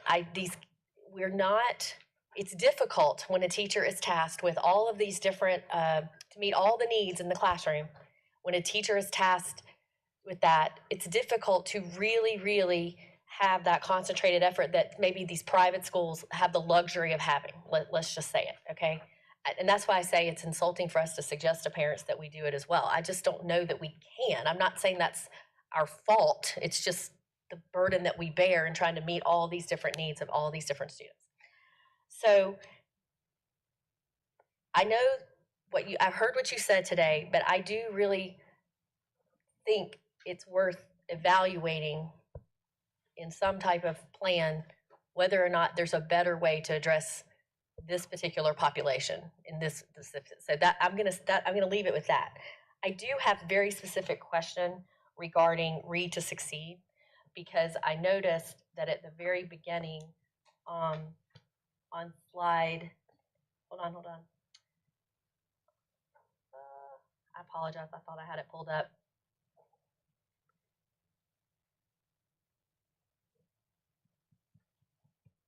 Okay, well, I can't find it where it's I think I have it. I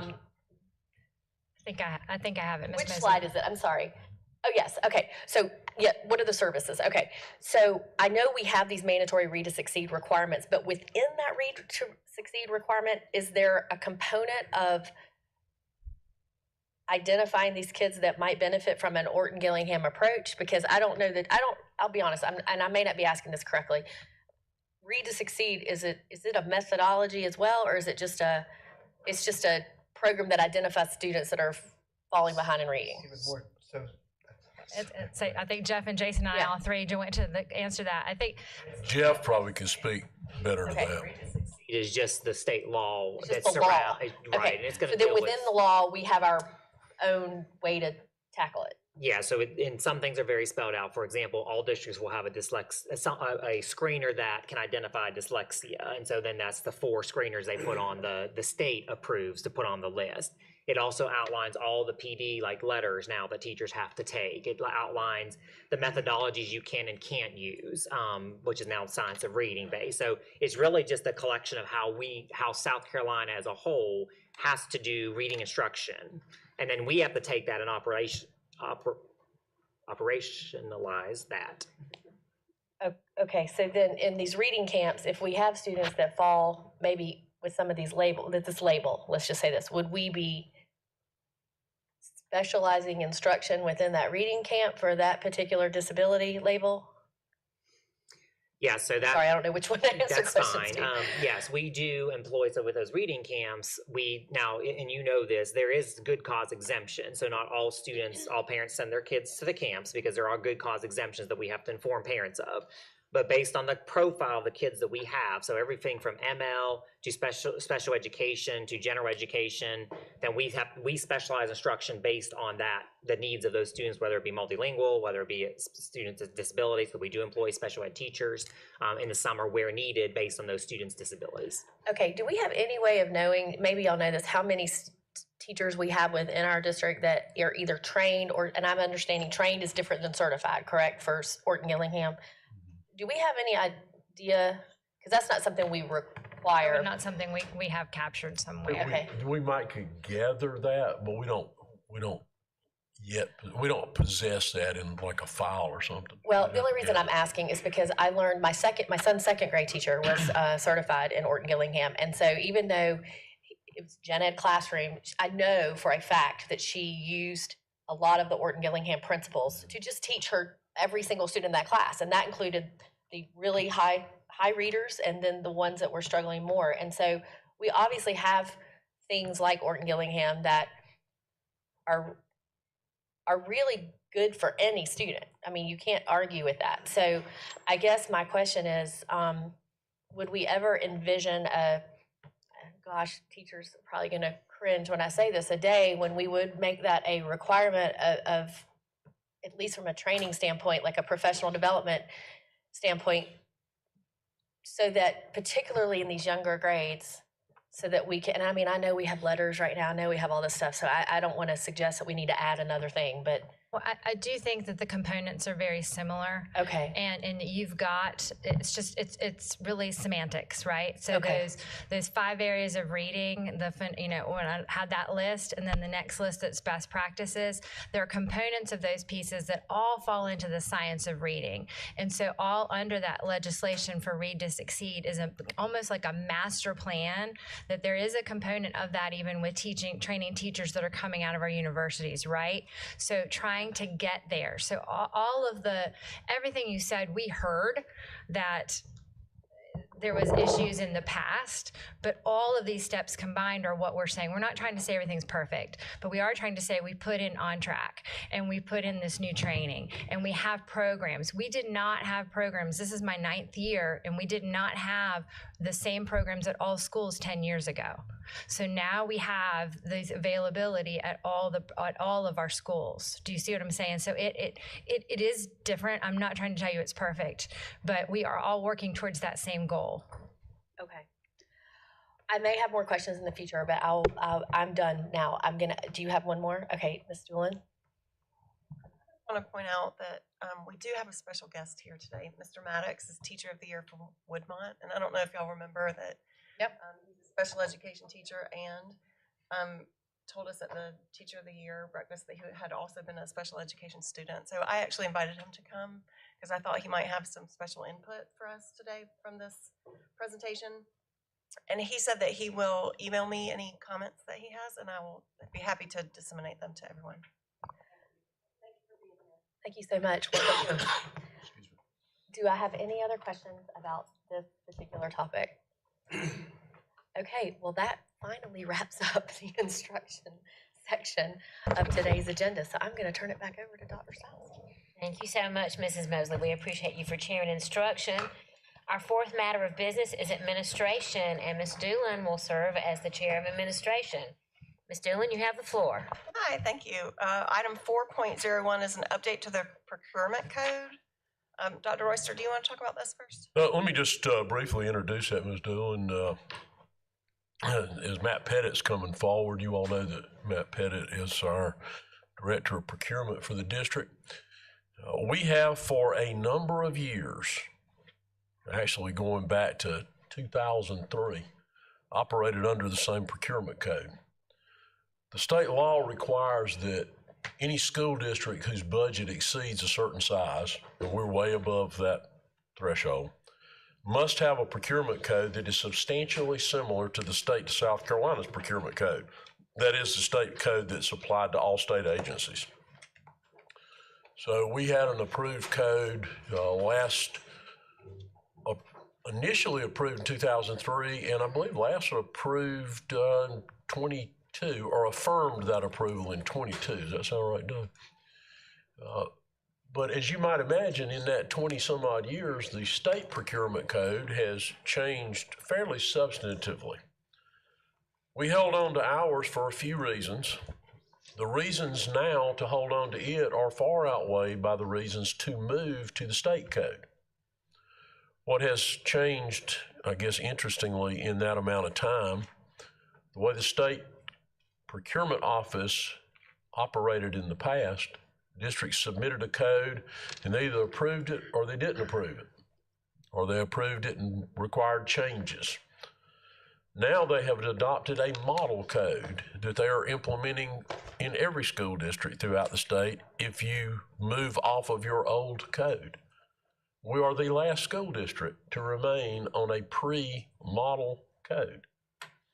One of the reasons we stuck with it for a number of years, which is really no longer applicable to us, we're not doing this anymore, the amount of retainage we could hold on a construction contract by our old procurement code was much higher than what the current retainage is allowed under the model code. But there's so many other changes that are beneficial that they outweigh that change. And Matt's going to share some of those with you. Most of them have to do with thresholds for procurement. Some of them have to do with the ease of federal procurement, because now there are rules that we have to follow related to procurement utilizing federal dollars that are imposed by the federal government, not by the state. But the state model code provides a smoother pathway to meeting those requirements. So, Matt? Thank you, Dr. Royster, and good afternoon to the board. As he stated, I'm Matt Pettit. I'm the Director of Procurement for Greenville County Schools. Today, we're going to go over the recommendation to approve this model school district procurement code, and also the recommendation to approve the exemptions to go along with that code. So the background of this recommendation to adopt the 2021 model code, we currently use the 2001 district code. It was approved in 2003. And as of this fiscal year, we are the last district, as Dr. Royster mentioned, to be on this 2001 version of the code. The last few districts moved to the 2021 code in this past fiscal year. The current 2001 procurement code cannot be altered by the board. We can't change any language or modify it without adopting the new 2021 school district model code from the State Division of Procurement Services. And I'm going to go over some of the numerous benefits to the district for moving to this new version of the code. So one of the first benefits, and probably the best benefit to the district, is our competitive purchasing threshold would be increased from the current levels of $1,500. The 2021 code that we're recommending to adopt allows these thresholds to be increased up to $10,000 before requiring competitive quotes. What that actually means is we have different threshold ranges. At certain point, we have to get 3 competitive quotes, and at certain points, we have to get actual sealed formal solicitation bids. So this threshold to get those 3 quotes, the starting process goes from $1,500 to up to $10,000 on that new 2021 model code. The benefits of this adjustment, it's close to 10x the current thresholds, but we're actually having trouble on the lower end of these thresholds getting 3 competitive quotes from some of our local vendor community. And this varies from different types of services to different types of goods. But at some point, some of these companies find it not to be beneficial to them to put the effort into sealed proposals, sealed bids at some of the lower end of these thresholds. So this higher threshold will allow us to secure the competition as needed at those higher priced supplies and services. As Dr. Royster also stated, our federal grant purchases, as of a memo last year in August of 2023, the State Department of Education did not allow us to apply our current board-approved exemptions to federally funded purchases. This caused kind of a stir where we had to rush to get contracts in place so that we can continue to purchase through those grant-specified vendors. This higher threshold would allow certain schools that have special grants from the federal government to utilize those grant-specified vendors without the need to solicit for competition or to get special approvals through the state. One of the other benefits to this new code is it requires preferences to South Carolina-based vendors. The current version of our 2001 approved code does not have this preference at all. It doesn't exist. What this preference is in order of those 3 bullets on the screen, the first precedence is the resident vendor in the state of South Carolina. That's subcontractors, general contractors, and other vendors. The second level of precedent is manufactured goods in South Carolina, so South Carolina end products. And then the third level of precedence would be nationally procured or nationally end products manufactured in the country of the United States. This would basically apply a preference to them over international vendors for the United States. And then going up to the second level, the South Carolina manufactured goods would have a precedence over nationally procured goods or produced goods in other states. So North Carolina would not have the same benefit as South Carolina end products. And then the first and most important preference is resident vendors. So basically, vendors that reside and have business and pay taxes in South Carolina have the most precedence over all other types of purchases and supplies and services. Some other benefits to the code. The 2021 code allows acquisition of commercially available off-the-shelf purchases up to $100,000 without the need of formal solicitation for bids. What this would allow us to do in our warehouse and our maintenance operations center is to purchase direct bulk supply and materials for not only the schools and the academic environment through our warehouse, but also our facilities operations, our maintenance operations, the supplies needed to upkeep the buildings without having to have a formal contract in place. We could directly go to these end products, manufactured goods, and get them up to $100,000. Currently, the only avenue for our bulk purchases under the 2001 code is to have these prior negotiated contracts through the district. And these take a lot of time and energy to solicit for, and it sometimes can be a challenge to get vendors to agree to our terms. So having this availability to get these commercially available off the shelf would be a big benefit to the district. The 2021 code also allows for shorter intent to protest period of the award of solicited contracts. So our solicited contracts are formally posted and advertised to the public. We award them based off of a variety of factors and a variety of different delivery methods. So the protest period currently in our 2001 code is a 15-day. This would reduce it down to a 7-day intent to protest, which would actually streamline our award notice to actually delivering the purchase order or the contract, so that actually we could get contracts in place faster in the district. So that is a benefit. The 2021 model code has some new reporting requirements to the Board of Trustees. Some of these reporting requirements include sole source procurements and emergency procurements exceeding $10,000 in value will have to be reported to the board annually. So those are some new reporting requirements that did not exist on our current code. Our minority business enterprise plan was being reported annually. Now it has to be reported semi-annually, so every 6 months instead of annually under the new code. And then finally, auditing services must be approved by the board prior to entering into a contract. That currently exists on our 2001 code, so this reporting requirement would be unchanged going to the new code. So along with this procurement code recommendation for adoption, we also have exemptions to this code that's outlined in that model code. It allows the board to exempt specific supplies or services that would benefit the academic side and the instructional side of the district, as well as some of the other operations that really struggle to get competition in the open market. The board has been provided this list of exemptions. You've been provided the current list, which is a shorter list of exemptions. And the newer list is an expanded list that actually has precedence in the state of South Carolina under other school districts. Is there any issues finding those documents? Okay. Our 2001 version of the procurement code does not allow us to alter those exemptions because they're embedded as a part of the procurement code. And because we cannot alter that procurement code, we cannot change the exemptions to our current code. The new procurement code allows exemptions to be an appendix to our procedures, which means that it is separate from the code and can be updated by the board at any point. So that is the biggest difference between the exemptions going to the new code and our current embedded list in our procurement code. I believe they have to be exemptions that are approved by the state in the model code, though. And adopt exemptions that they don't already have in the model code. Absolutely, yes, sir. That is all I have regarding kind of the information behind this recommendation for these two actions. Is there any questions? There will be. Thank you, Mr. Pettit. Mr. Sailors has a question. Thank you, ma'am.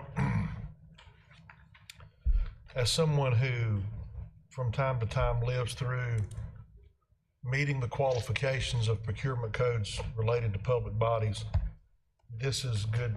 This is a good action for us to take because it does provide us, at least in my opinion, some benefits that will far outweigh any concerns that we may have, as Dr. Oyster mentioned, related to retainage for construction projects. And for example, going from $1,500 to $10,000 on your base requests makes sense because depending on the product, some of these companies would expend as much as $1,500 submitting the proposal to begin with. So that leads to your inability to get a quality bid sometimes. Two quick questions, and maybe I missed it, and if I did, forgive me. Does this still not allow us to go after or secure services or products based on best value versus lowest bid? It does not change that. All of our project delivery methods would remain the same under this new procurement code. Just clarification there. And then you mentioned on one of the slides where for the lack of a better phrase, the priorities of purchasing. So they need to be a South Carolina-based business. They need to be that statute. I'll use this as an example off the top of my head. If a design firm that is based in the state of South Carolina that has a physical presence in the state of South Carolina, but is owned by a company in Germany, are they considered a South Carolina-based business or a foreign-owned? Would they fall in that list of prioritization as a South Carolina-based business, or does it revert back to where their parent company is? I believe it reverts to the parent company, but I can get that answer from the state, what they see in that scenario. And this is just curiosity. I mean, for example, we buy a lot of tires for vehicles that we own in this district. And I can't think of a tire manufacturer in this state that is based in the United States. Every one of them are foreign owned now. So again, just for clarification, I still think this is a great direction to go in, and especially since the state's saying we should do it. So thank you very much.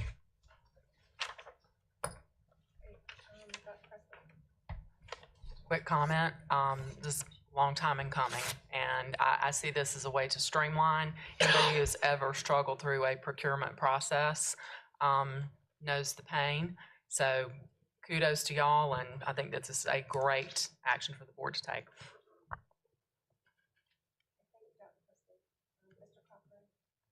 Thank you.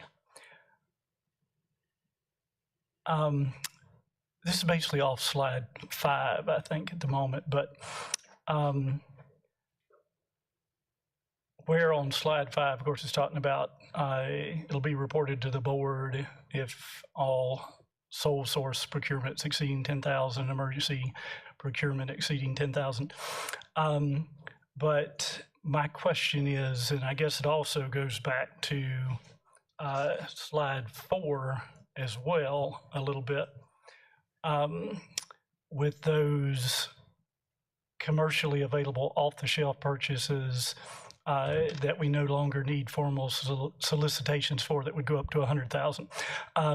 My question basically is, in the interest of transparency, those transactions that would come in under $100,000 for the commercially available, or those that would come in under $10,000 in the other two categories, is there a place to where the public could see it, that there will be a list of those purchases that do not reach those thresholds? Every check that the business office writes is publicly available. It's online. Whether it's $2 or $200,000. All right, so how is the best way for the public to access that? Just go to the district website, go to finance, check transaction register. It's been on there for 10 years, Robin, something like that. All right. My next question, with making these changes in our procurement code, does the district, at this point, do we think there will also be a financial benefit to doing this, as well as the other benefits that you mentioned? Financial benefits would be allowing a procurement department to focus on more expansive projects that have a lot more detail and require a lot more attention. We're finding that the level and amount of procurement projects we're having to do under the lower thresholds has exceeded our capacity to some degree. If you look at the average amount of solicitations in a year, 10 years ago, we were at about roughly 60 a year. We pushed 160 this year just because of the lower thresholds and the inflation that's hit since COVID. So manpower, huge financial impact to the district. We can focus on the projects that can deliver us the most value and acquire competition that may actually end up saving the district more money in those focused and higher dollar amount solicitations. There's one of the other efficiencies, if you look straight across the room there, Colonel Carlin, they're some of the biggest buyers of things. Maintenance people out there buying stuff right now because something needs to be repaired or replaced. Moving that threshold up speeds the time in which they can secure replacement equipment. If you think about buying a transformer, you're not going to buy a transformer for $1,500. But you can buy one and have it on a truck in about an hour with that new threshold. That's something that commonly may go out in a school. So the speed with which maintenance can respond cuts down on their man hours. Obviously, those hours can then be applied to actual repairs and servicing as opposed to going through the process of acquiring materials. The other thing up there that will be hugely beneficial to us, particularly based on our experience this past summer, where we had huge issues with paint contractors.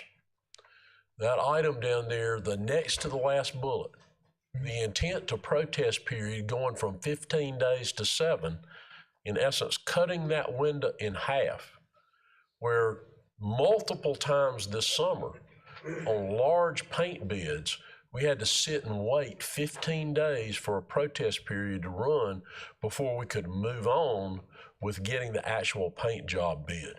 So that's a huge improvement, that one item right there. Not that we have those issues frequently, but when we do, they have huge impacts to schedules. They also have a huge impact to cost. Because if we have to go back out multiple times, there's a lag in when we can go back out, it drives the price up. The last thing, I was just hoping I could get a little bit of a better understanding about the procurement code exemptions. Our old list, and I realize it's kind of been, some of these on the new list are somewhat expanded, but our old list, for the most part, in comparison, is very short, and even at that, it ran to less than 2 pages. Our new one, even though I think the font is somewhat smaller, runs to over 3 pages. I was just hoping to get, and I know you touched on a little bit, I was just hoping to get a better understanding of how that's going to help us by doing all these extra exemptions, and if there would be any downside to having that many extra exemptions. So I guess there's 2 answers to that question. The first answer, it was expanded to eliminate some of the gray area in exemptions. The old exemptions kind of had simplified language that you could kind of maybe apply a lot of different purchases to. This list actually clearly defines under that category what can be bought and what cannot be bought. And then the second answer to that would be that those exemptions have kind of expanded across the state in other school districts. So what you're seeing, actually other school districts have the exact same list. Procurement audit firms across the state have come together to determine what is limiting competition too much or what is actually anti-competitive language. And they've determined that that list that expands upon our existing list is the best needs of the district currently. So that's why we expanded that list for this presentation. I think to Matt's first point, if I remember correctly, because those procurement codes hundreds of pages long. For example, number 1 and number 2, I'm not sure number 2 even existed. We purchased copyrighted technology materials under copyrighted educational materials. So now they've added that as a separate category, so you don't have to interpret that as being, well, it falls under copyrighted educational materials. Then to Matt's point, they spelled out A through F and A through D, just what those are, not just the title copyrighted educational materials. That's one of the reasons it's a lot longer. There's more specificity under the general topic of what you can use, what you can apply exemptions to. Excuse me. Thank you. Okay, any other questions?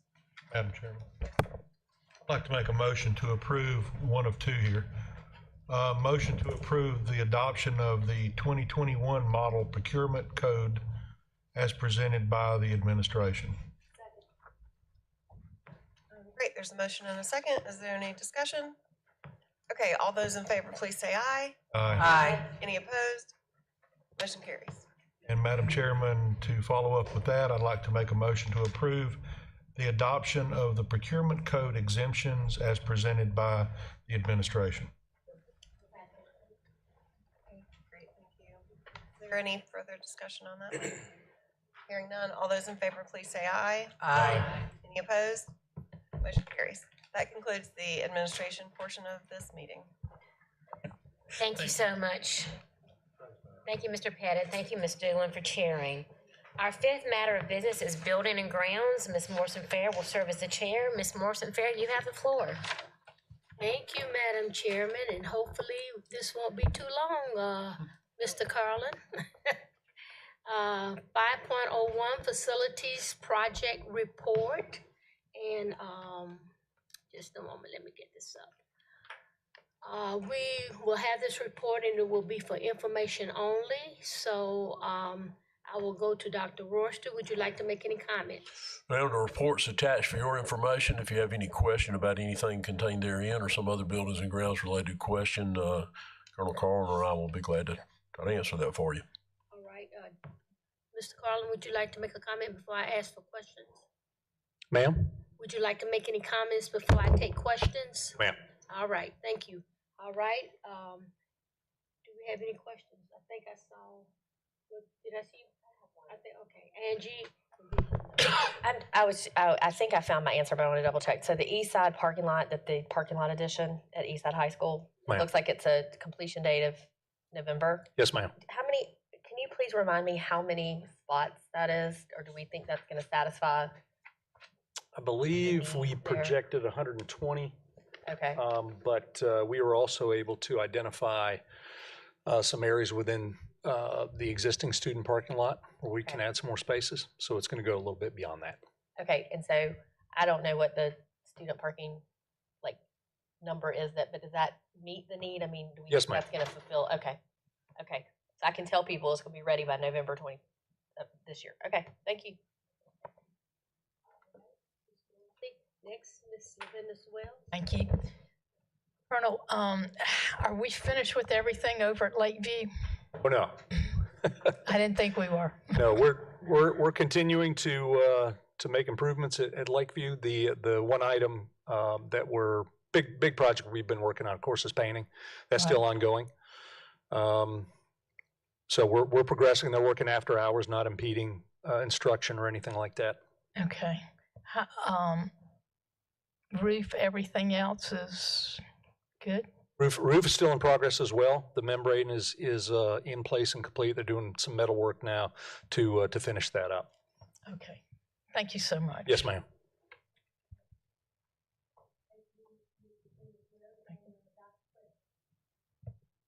FEMA TBD beside the Greenville High parking.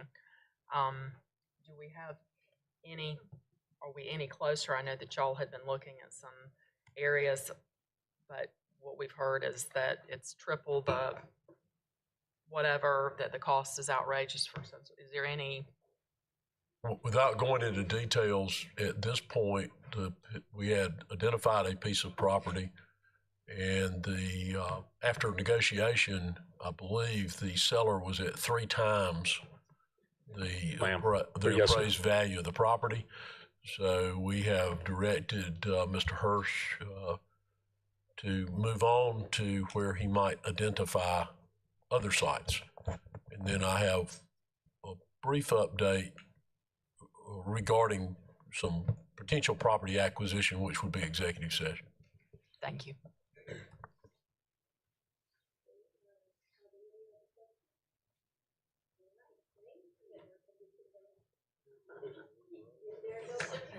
If there are no other questions, I will turn it back over to the chairman. Thank you so much, Ms. Morrison Fair. This concludes our committee of the whole meeting today. I need a motion to adjourn the committee of the whole. Yes, Mr. Sellers? Make a motion that we adjourn the committee of the whole. Second. Okay, we have a motion by Mr. Sellers, a second by Mrs. Doolin to adjourn our meeting. All in favor, say aye. Aye. All opposed, no. The motion carries. Our committee of the whole meeting is adjourned at 12:57.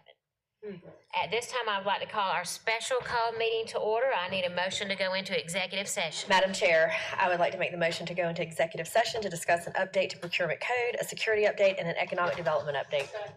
Mrs. Mosley has made the motion. Ms. Leventis Wells has made a second. All in favor, say aye. Aye. All opposed, no. The motion carries. We are now in executive session, and we will move to conference room A.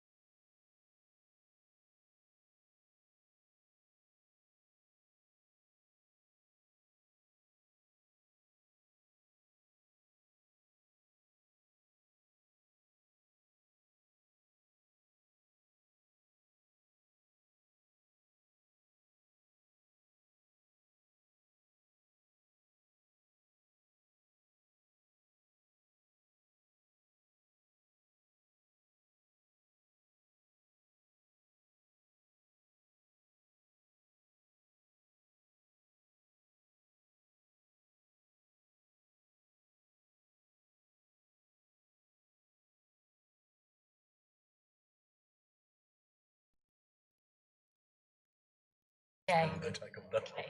Tell them we're sorry. I'm going to call our meeting back to order. We have just left executive session to discuss an update to procurement code, a security update, and an economic development update. No decisions were made and no votes were taken. We do have two recommendations for the CAL that I will bring forward at this time. The first recommendation is to approve the adoption of the 2021 Model Procurement Code as presented by the administration. I need a maker of the motion. Madam Chair, I'll make the motion to approve.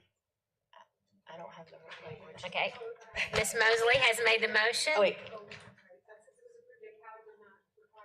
Oh, it doesn't require a second. Okay, does it require a second? Okay, so any discussion? All in favor of the motion, say aye. Aye. All opposed, no. The motion carries.